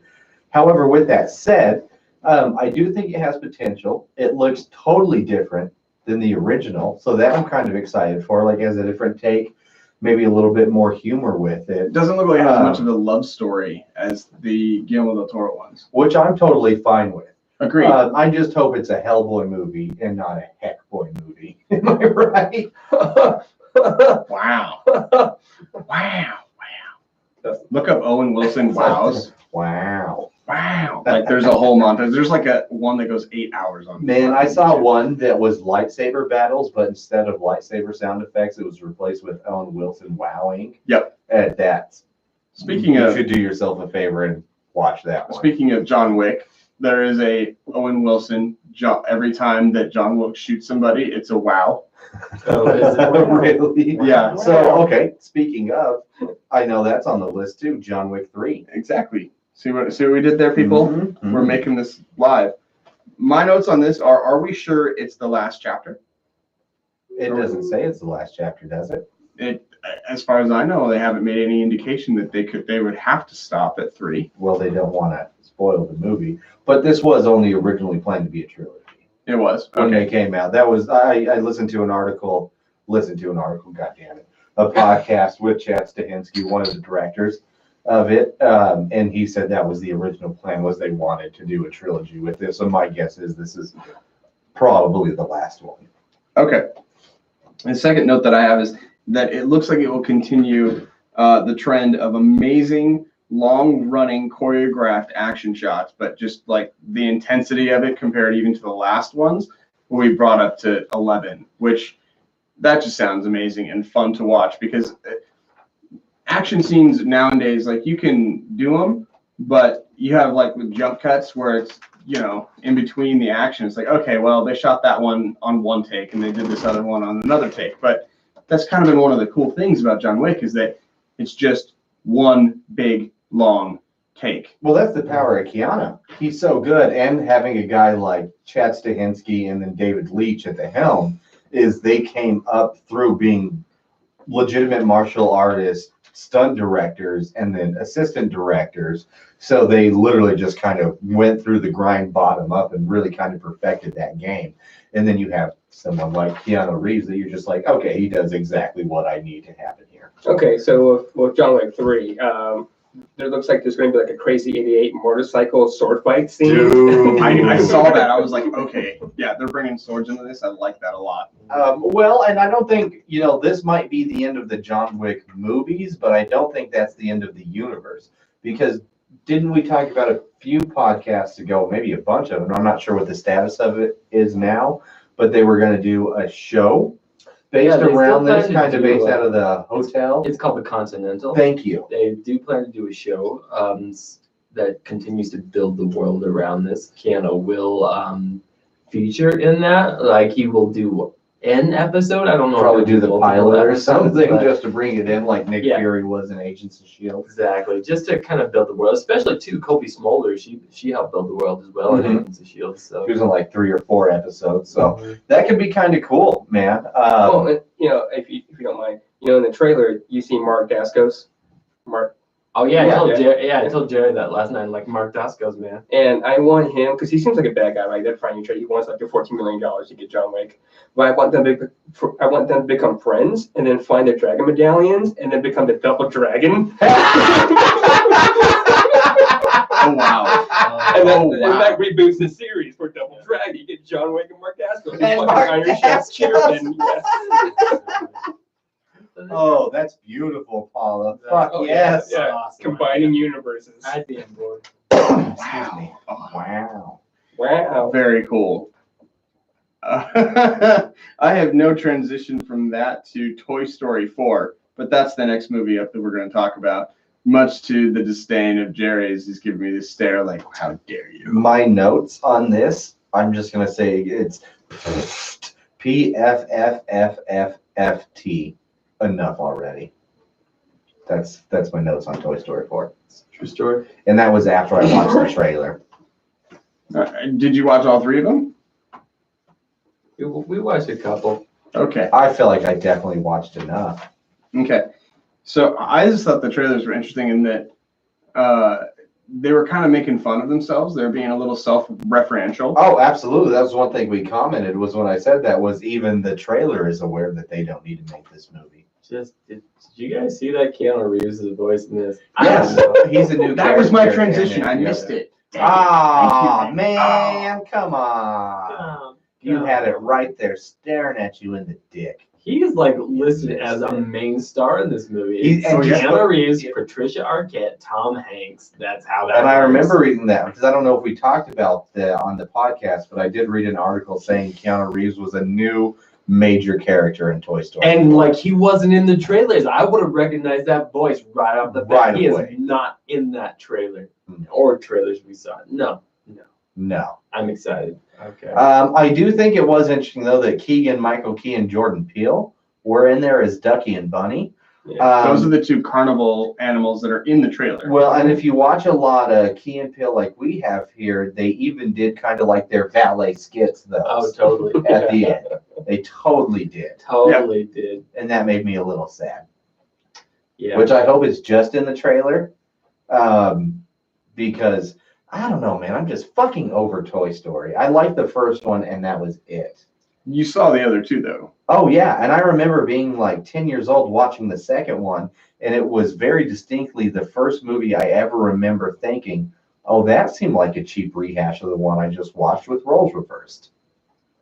Okay. At 10 years old, I thought that. So, no, I was never again on board from the Toy Story train. I got off at the next stop. Okay. So I am a little bit older than you guys, not by much, but for me, it resonated a little bit more with kind of like a where do I belong in the world type of story. Toy Story 2 did.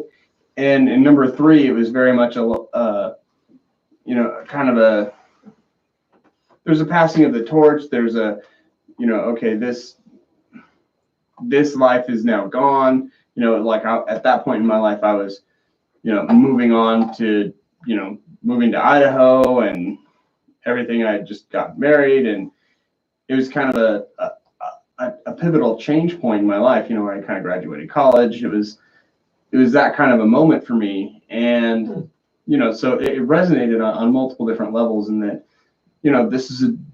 I'm starting a new chapter in a way.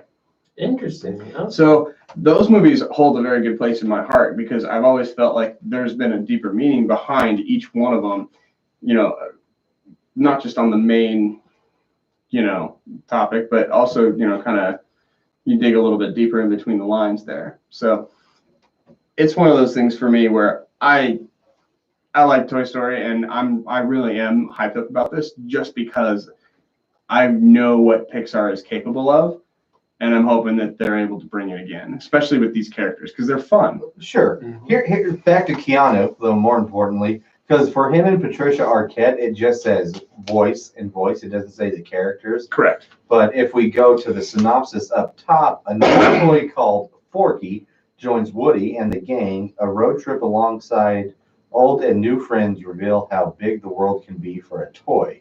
So my guess is, since there's no one listed as Forky, and we know Keanu is going to be a big deal, is he is going to be Forky.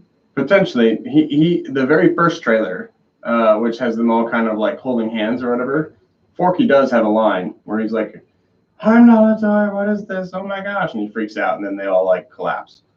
Oh, really? Yeah. So you should go back and in, to it, because I don't know Keanu's voice enough to recognize if that was him or not. But okay, interesting. All right, so yeah, I will go back to that. Okay, we'll have to get back to you, Brew Crew, on that. Moving on, the next 3 movies are all pretty high on our radar. And the last one that we're going to end with, I wasn't even sure if I wanted to watch them because we're so close to the release. So without further ado, we're going to transition straight into Marvel, and Spider-Man is going to lead us off. We're going to go in reverse order here. So Spider-Man Far From Home. What did you guys think about that trailer? I was surprised that it even dropped, to be honest. So was I. This is one, I think we talked about this before. I kind of wish they didn't release anything. Agreed. No Spider-Man, nothing, and just made it legitimately seem like they weren't there still. So that is kind of a bummer, because that's one of those trailer problems leading into Avengers 4 Endgame, knowing that this movie is after Endgame. So, there's a lot to that. But other than that, God, this movie looks fucking dope. Of course I'm excited for it. And we were like, Mysterio. Exactly. Mysterio, the suit. The fishbowl. We broke this one down pretty thoroughly before. The only thing I remember not saying is I love in this one how, and it's a great homage to the comic book, how Flash Thompson loves Spider-Man. And hates Peter Parker. And hates Peter Parker. That was pretty good in the trailer. Although I don't like this kid that plays Flash Thompson, but that was pretty good. Agreed. But maybe that's the point, is that you're not supposed to like him? Well, I don't like him as Flash Thompson. Okay. That's it. I think he's a stupid pig. So my notes on this are, it seems like they're going down the rabbit hole of more than one enemy. It looked like there was Hydro Man in there. Looked like just the Elementals, I guess, is what it is. The Elementals. It's definitely looking like they're leading into a Sinister Six for sure. Okay.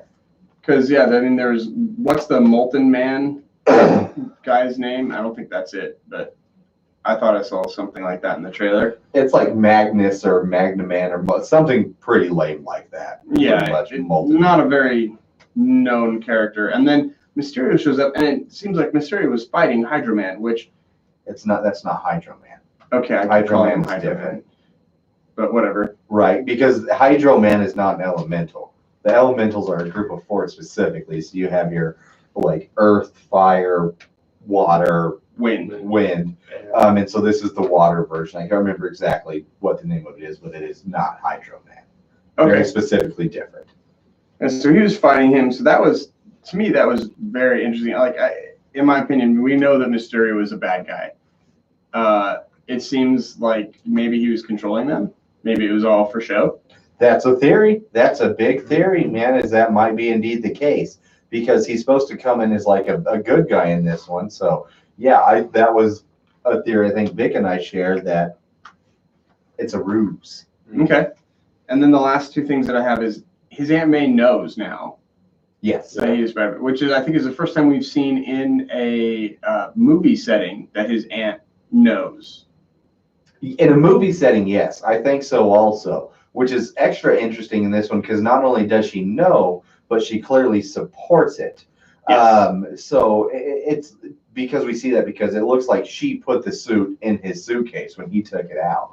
Yeah. And even there was that little note in there. So I really liked that. I think Marissa Tomei is a cool Aunt May. I like the younger, hip, I do like the supportive direction vibe of they've that. gone with the Aunt May Especially character. because it makes sense because Peter Parker's so young, so it would make perfect sense that he'd have a hot 35-year-old aunt at 17. 38-year-old. Whatever it is, but it's either way. Marissa Tomei is actually older than that, but that's okay. But that seems like the age vibe they're going for in the movie. Yeah. Yeah. How old is Marissa Tomei? Vic, do you want, Timeless. why don't I look that up Timeless. while I list off my last? She Well does done, definitely PK. seem She Timeless, is though. timeless. 1964 is when she was born. Does that mean she's 49? so that means she's like 59 or 55. Math. I can't do math right now. Somebody do that for us. The other thing that I noticed was that really quickly you saw the stealth suit in Spider-Man. Yes. The It noir. looked a little Spider-Man noir. It obviously wasn't the noir, but it was definitely the noir. Mhm. Okay, and that's all I had. Did you guys have anything else you wanted to add real quick that I might have missed in those trailers that you thought for Spider-Man? Not really. Not Like I really. said, I think mean, we you talked nailed about it this a pretty lot. well. I mean, honestly. Yeah, that was a thorough breakdown, sir. Cool. Moving on up, we're going to go to The Avengers and Endgame. This movie's trailer starts off with Tony, as we've mentioned before on the show, which it seems like I'm just looking at it and I'm wondering who the heck is going to save Tony. Oh, it's got to be Pepper Potts, man. You think Pepper Potts is going to go out and rescue him in space? Oh, yeah, I think Rescue. rescue's gonna happen. The character rescue is what Yes, you're the referring character to. rescue. Okay, thank you. Well, Okay. because there was actually this week there was an official photo released from Marvel showing like showing the Hulk actually Hulk realized in a suit, as well as Pepper Potts and Tony Stark and a few other characters. I'm sort of spacing on it right now, but yeah, it should be pretty incredible. Bradley Cooper. All right. He's looking up the IMDb page, so he's doing. Vic is doing multiple things for us at the moment.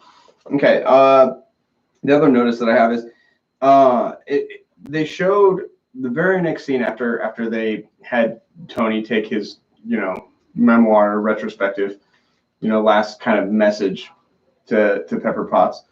It showed a case of armor, kind of being hoisted up on a staff, and I wasn't sure whose armor that was. I thought it might have been Thanos's, but I couldn't be certain because it looked old and aged and weathered. But then it also showed Thanos's kind of busted up Infinity Gauntlet glove, kind of moving through some fields, gladiator-esque style.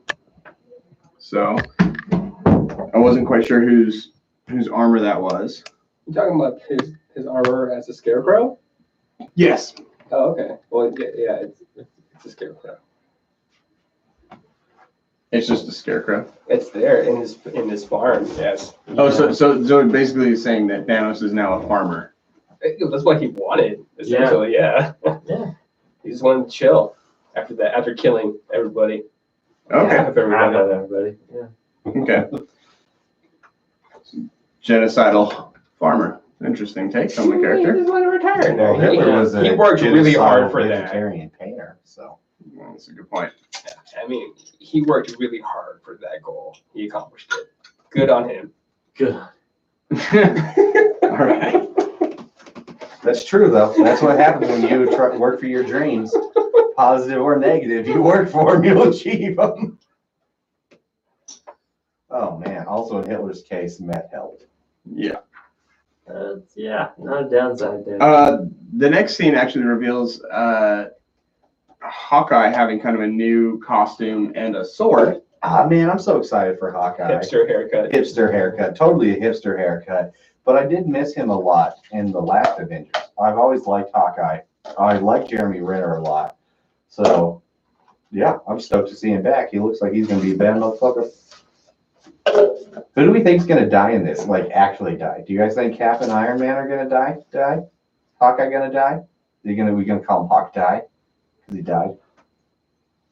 I did notice that Steve is clean shaven. True. I think Definitely looks better with a beard. Captain America dies. I think Right. Iron Man is retired. Officially retired. You don't think he's retired because he dies? Sorry, that was It would make more sense to develop the character of Spider-Man into one that will lead the Avengers, but I don't think Spider-Man's ready for that yet. I think they're going to transition. Oh, not even close. I think they're going to transition the leader of the Avengers as Captain Marvel. I guess. I hope that And- movie doesn't suck. I agree. We'll get to that in a sec. And Let's then get to it now. Like I was like, wait, what? I don't I'm know. not done yet. I don't want to get to it now. I don't know. No, we're not going to get to it now because I still have notes. Fuck your notes. I noticed that it looked like Rocket was in Wakanda. Rocket. Maybe. Still in Wakanda, yeah. That's what it looked like from the brief. Not even a second flash on the trailer. Was that he was in Wakanda, which makes me think that I don't remember in the snap. Did Bucky's arm disappear or did it fall to the ground? It disappeared. Oh darn! Because I kind of wanted him to just go scavenging back for that arm. That would have been pretty funny. But that being said, if that is after the snap, or if they reverse the timeline somehow, if Rocket being in Wakanda is able to then go and kind of buddy up with the Winter Soldier a little bit more, I don't know. I kind of like that buddy team up. I think that's interesting. That was a surprisingly fun bit, but I guess only time will tell. But probably not. You're not going to get your dreams. Okay, so moving on back to Captain Marvel again, who I think will take over, and Iron Man will die in a future Avengers team up cameo thing to then propel Spider-Man to lead the thing. What do you guys think of the new Captain Marvel trailers? It's fine. I was very concerned about watching these right before because, as you guys have mentioned last episode, or maybe the episode before that, Marvel has a tradition of not spoiling everything right away, but then trailer like 8, they kind of let a couple things go. Yeah, but they also blatantly lie to you in trailers as well. That's true. I don't know what do you think about this. I'm glad that she has the mohawk. I'm super glad about that. Sure. That look. Yeah. I guess we'll see. I don't know. I'm a little, like I said, I don't know how sold I am on Brie Larson, Okay. but we'll see how it goes, man. What do you guys think about the 90s setting? Do you think they nailed it? I don't know if I've seen enough. Yeah, all we know is that she crashes into a Blockbuster, which is a very 90s sort of storefront. So I don't know if they've nailed it yet, but we'll see. I'm pretty. I hope the soundtrack is super 1995. Mm-hmm. So I don't know how much you guys remember about the 90s, but for me, this is like the first period pop culture movie that references the 90s. And it's so far removed. I mean, we're almost 20 years removed, 30 years removed from it. It's very interesting for me remembering the 90s and what they were and like the style of dress, the style of cars, everything. Mhm. And, because in the 90s, it wasn't like everybody had a 1990. Well, that's Ish probably Honda what makes Civic. it perfect, though, is it's gone far enough away to where we can't be the same critics of it. We could have been a A while. little bit, but this is the first time it's in the 1990s. The Flashly pinup also says Carol Danvers is the lamest Captain Marvel. Does she have is there a different person that's played Captain Marvel that you would suggest? Well, there are a few other Captain Marvels. Unless she's referring to the newest Captain Marvel. Oh, I'm sure she'd have an answer. She's actually pretty good with her comic book knowledge. She is. Cool. Before we finish up our conversation on that, I don't know, man. We'll see. It's close enough. We'll watch it. We'll talk about it, and we'll see how it fucking goes. But I'm apprehensive on Okay. this one. That's it. Yep. Trailer looks dope. I'm apprehensive. I think the cat takes Nick Fury's eye. Yes. okay, I would agree with that. I do think the cat's taking it. it's not some. Or it's some stupid accident that you don't see coming because the whole movie you're just gonna be waiting. So When do you I lose want your- it to when do be you lose like, Hot Tub Time Machine. Have you guys seen that movie? Where it is, it's the valet that only has one arm, and then they travel back in time and he has Exactly, both yeah. arms. And there's just that constant series of almost accidents where they think he's gonna lose an arm. I want to see the same thing with Nick Fury, where there's all these like near eye sort of accidents, and then there's it's like, oh, is this it? Is this it? Is this it? That would be And then hilarious it's if just Marvel the does stupidest that. thing where it is. It's just that cat clawing his fucking eye out. That'd be great. Saucer What- will kill for two. Right. What do you guys think about the Skrulls being introduced? Being introduced in their Christian rock album setting. No, the Skrull alien army being introduced to the MCU. No, that's what I'm saying. When they first were introduced, because it showed them like walking up through the beach on there, and it was just like Oh, three of them, okay, so I it totally thought- looked like a Christian rock album cover. I don't know how much you know about Christian rock. I didn't know if there was I know nothing, so I didn't know if there was a band, All I know a Christian about rock band called the Skrulls. all I know about Christian rock is it doesn't make God better; it just makes rock worse. Bum. Moving on. I don't know if I agree with that. Maybe. Mostly. Oh, Anyways, What do you got next? what do you think about the Skrulls? No, don't care. I think it's great. I think they're introducing this into the Marvel Cinematic Universe. It creates a larger world, and now it creates a lot of distraction. It also gives a little bit of I don't know what the word I'm thinking of here, but a little bit of an interesting, I don't know, another dimension to the Civil War, I think, which may happen depending on who's a Skrull. We don't know yet. let's. Are you saying that they might retroactively rewrite some of history? Could be. Maybe Interesting. that can be fun, and that could work for a lot of things in this. But I think we should move on Let's do it. to a beer, and then probably finish this up, is my guess, because we've gone pretty long. on Yeah, this we're one. we're a good amount forward. Yeah, we So got it. let's finish this beer and then get out of here. Unless you guys have any objections to that. No? Cool. All right. So this is from Dogfish Head. As we know, they're from Milton, Delaware. Milton. This is one I have not had. It is called The Perfect Disguise. It is a double IPA, a pretty cool label on there. It says it's Off-Center Art Series featuring Michael Hacker. But the label on it is like a Lederhosen robot dude with the hop guy coming out of it that looks like he's controlling it. I don't know. It's hard Hop to is explain, driving a but- Lederhosen mech. Yeah, there you go. What do we got on Untapped for this beer? Untapped has an 8% alcohol by volume. It's sitting at 70 IBUs. It's got an average rating of 3.94 derived from 5,841 total ratings. And it was added to November 16, 2018. So just a few months ago, to be honest. It's kind of interesting.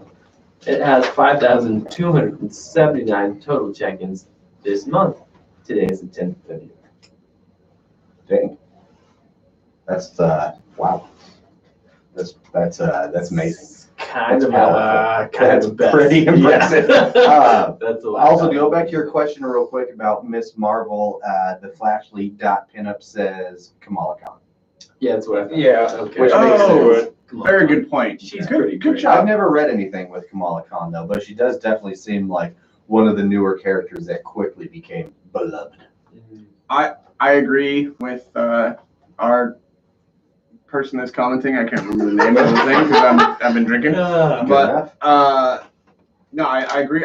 The only thing with that character is I think you have to have Captain Marvel established already. So hopefully they can move on to Kamala and get her introduced to the MCU as quick as possible. It could definitely work with a future generation. But this beer, this is delicious. It's wonderful. 8% is what we're looking at here, 70 IBUs. Vic, will you read that paragraph to us? Sure. It says, on the surface, the perfect disguise looks like a straightforward Kolsch with a crisp Kolsch yeast and a traditional German malt and hops. But things aren't always what they seem. With a quick sniff and a slight sip, you're greeted by a creamy mouthfeel and full-bodied thanks to the addition of a unique German chit malt. The first hint this beer may be somewhat different.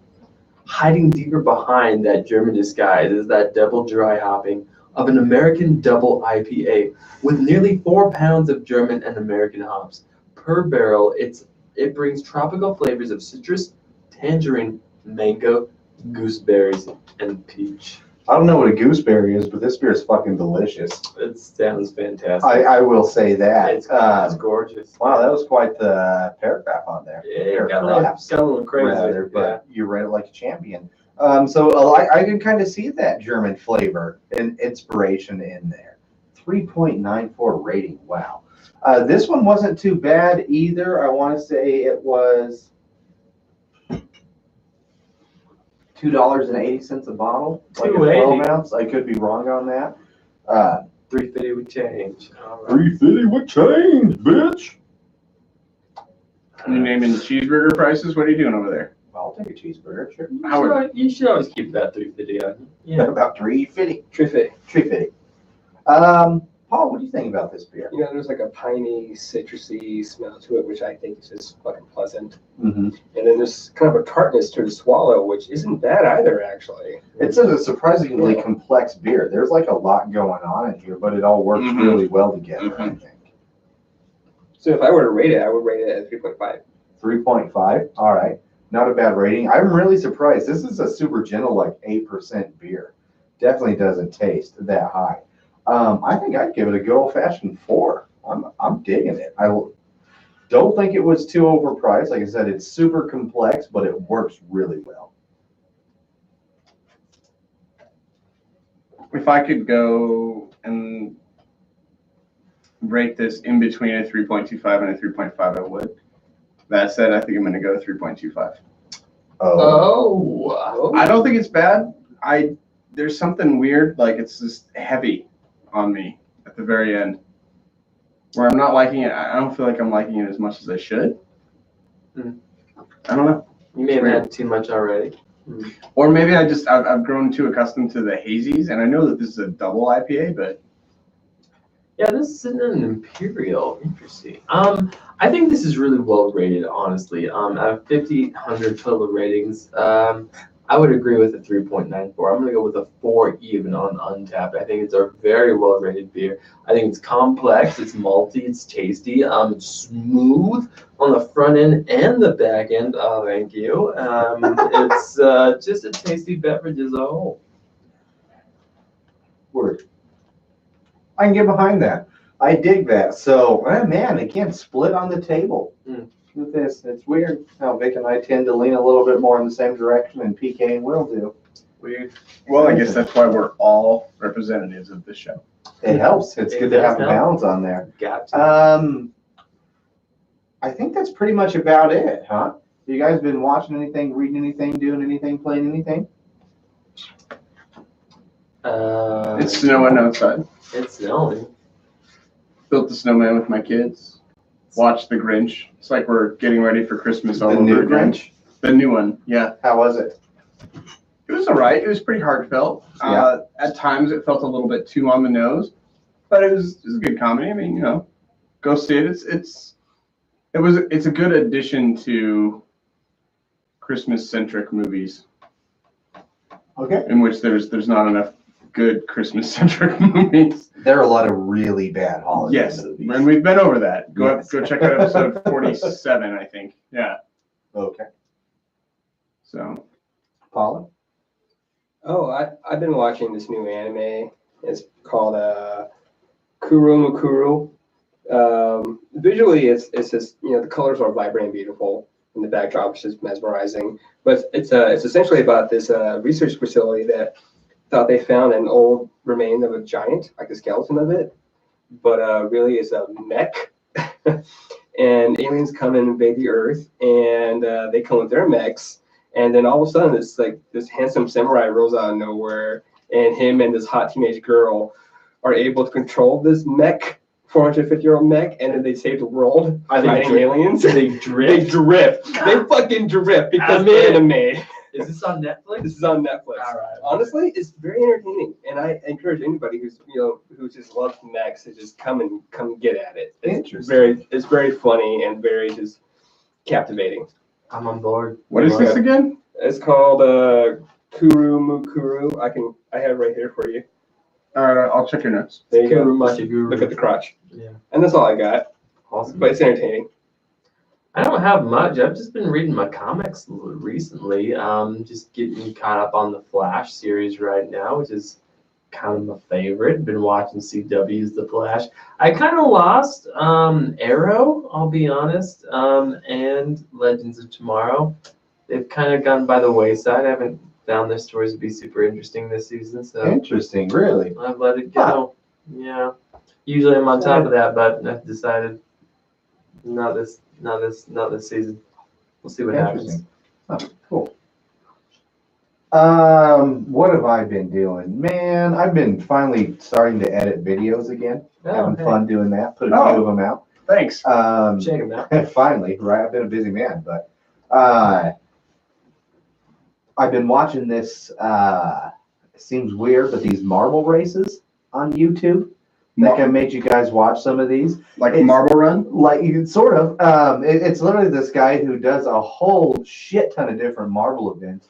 Whether it's tracks he makes, outdoor ones, underwater ones, whatever, and he does it like Olympic event styles, and adds commentary to it. They're like 10 minutes each, and it's strangely the most absurdly satisfying, addicting thing I've watched in a long time. Okay. Exactly. It Okay. seems real weird, and it is, but you watch it and you're like, okay, this is intriguing. Okay. I will take that and send it to my dad and see what he thinks. I'll make you watch Yeah, one. you gotta watch When we're it. down here. I'll Yeah, fucking go it's great. It's fucking great. It's All right. surprisingly. All right, convince me. And that's it. You know, I'm bummed I'm not going to be here next week. It's going to be the three of you and whatever else you do. Woohoo, party in the house. Yeah. So I'll be in Detroit, and hopefully I'll have time to be able to grab a bunch of beer from Detroit and bring it back so we can do a fun episode based around that. Jerry, we care about you. Bring body armor. Come on now. But we'll see. We'll see. I don't know if I'll have time. It's going to be a pretty packed schedule, but another thing we're doing, and I'd love to get the Brew Crew's input, since it's coming that time, March Madness is around the corner here. We're going to do, or want to do, a fun little March Madness style bracket and figure out a beer winner of this season. So ultimately, what we want from you guys between now and then is some beer suggestions. What's your favorite beer? What do you think the ultimate one is? Let us know, and maybe it'll make it in the tournament, and maybe it'll win. Yeah, hit us up on Facebook, Twitter, Instagram, any of those. And the sooner you get your suggestion in, the better, because we're going to be under tight deadlines to get all the videos recorded. Exactly. So we want to get these done as soon as possible. So we'll throw out some reminders on social medias, but let us know, because we think it'd be a lot of fun. Maybe we'll bring back last year's winner and see how it does this year. Oh, that'd be fun. What was last year's winner? Was it the Double Rainbow by Iron Yes, Horse? It was. Yeah, so we'll bring that one back, see how it does, and kind of go from there. So let us know. Last thing, PK's story reminded me that the Dragon Prince on Netflix, season 2 is about to be released this upcoming week. So by the time that you guys are listening to this, it should be out. Watch that cartoon. It's pretty dang good. So anyway, that's all I have on that. All right. Well, thanks for watching. Thanks for listening. Make sure you subscribe to us on YouTube. Paulo looks like he has something to say. Nope, he's just making out with his microphone. Okay. All right. Well, until next time, I'm Jerry. I'm Paula. I'm Vic. I'm Will. Cheers. Cheers, guys. Oh, man. That's the cast. Sorry I made it too long. I knew I did. I knew I was going to. Yeah, I didn't realize it. I can't believe this one shut off here somehow. All right. Shut off somehow. We are. Jerry, say goodbye to all the people on YouTube. All right, cool. Bye. Bye.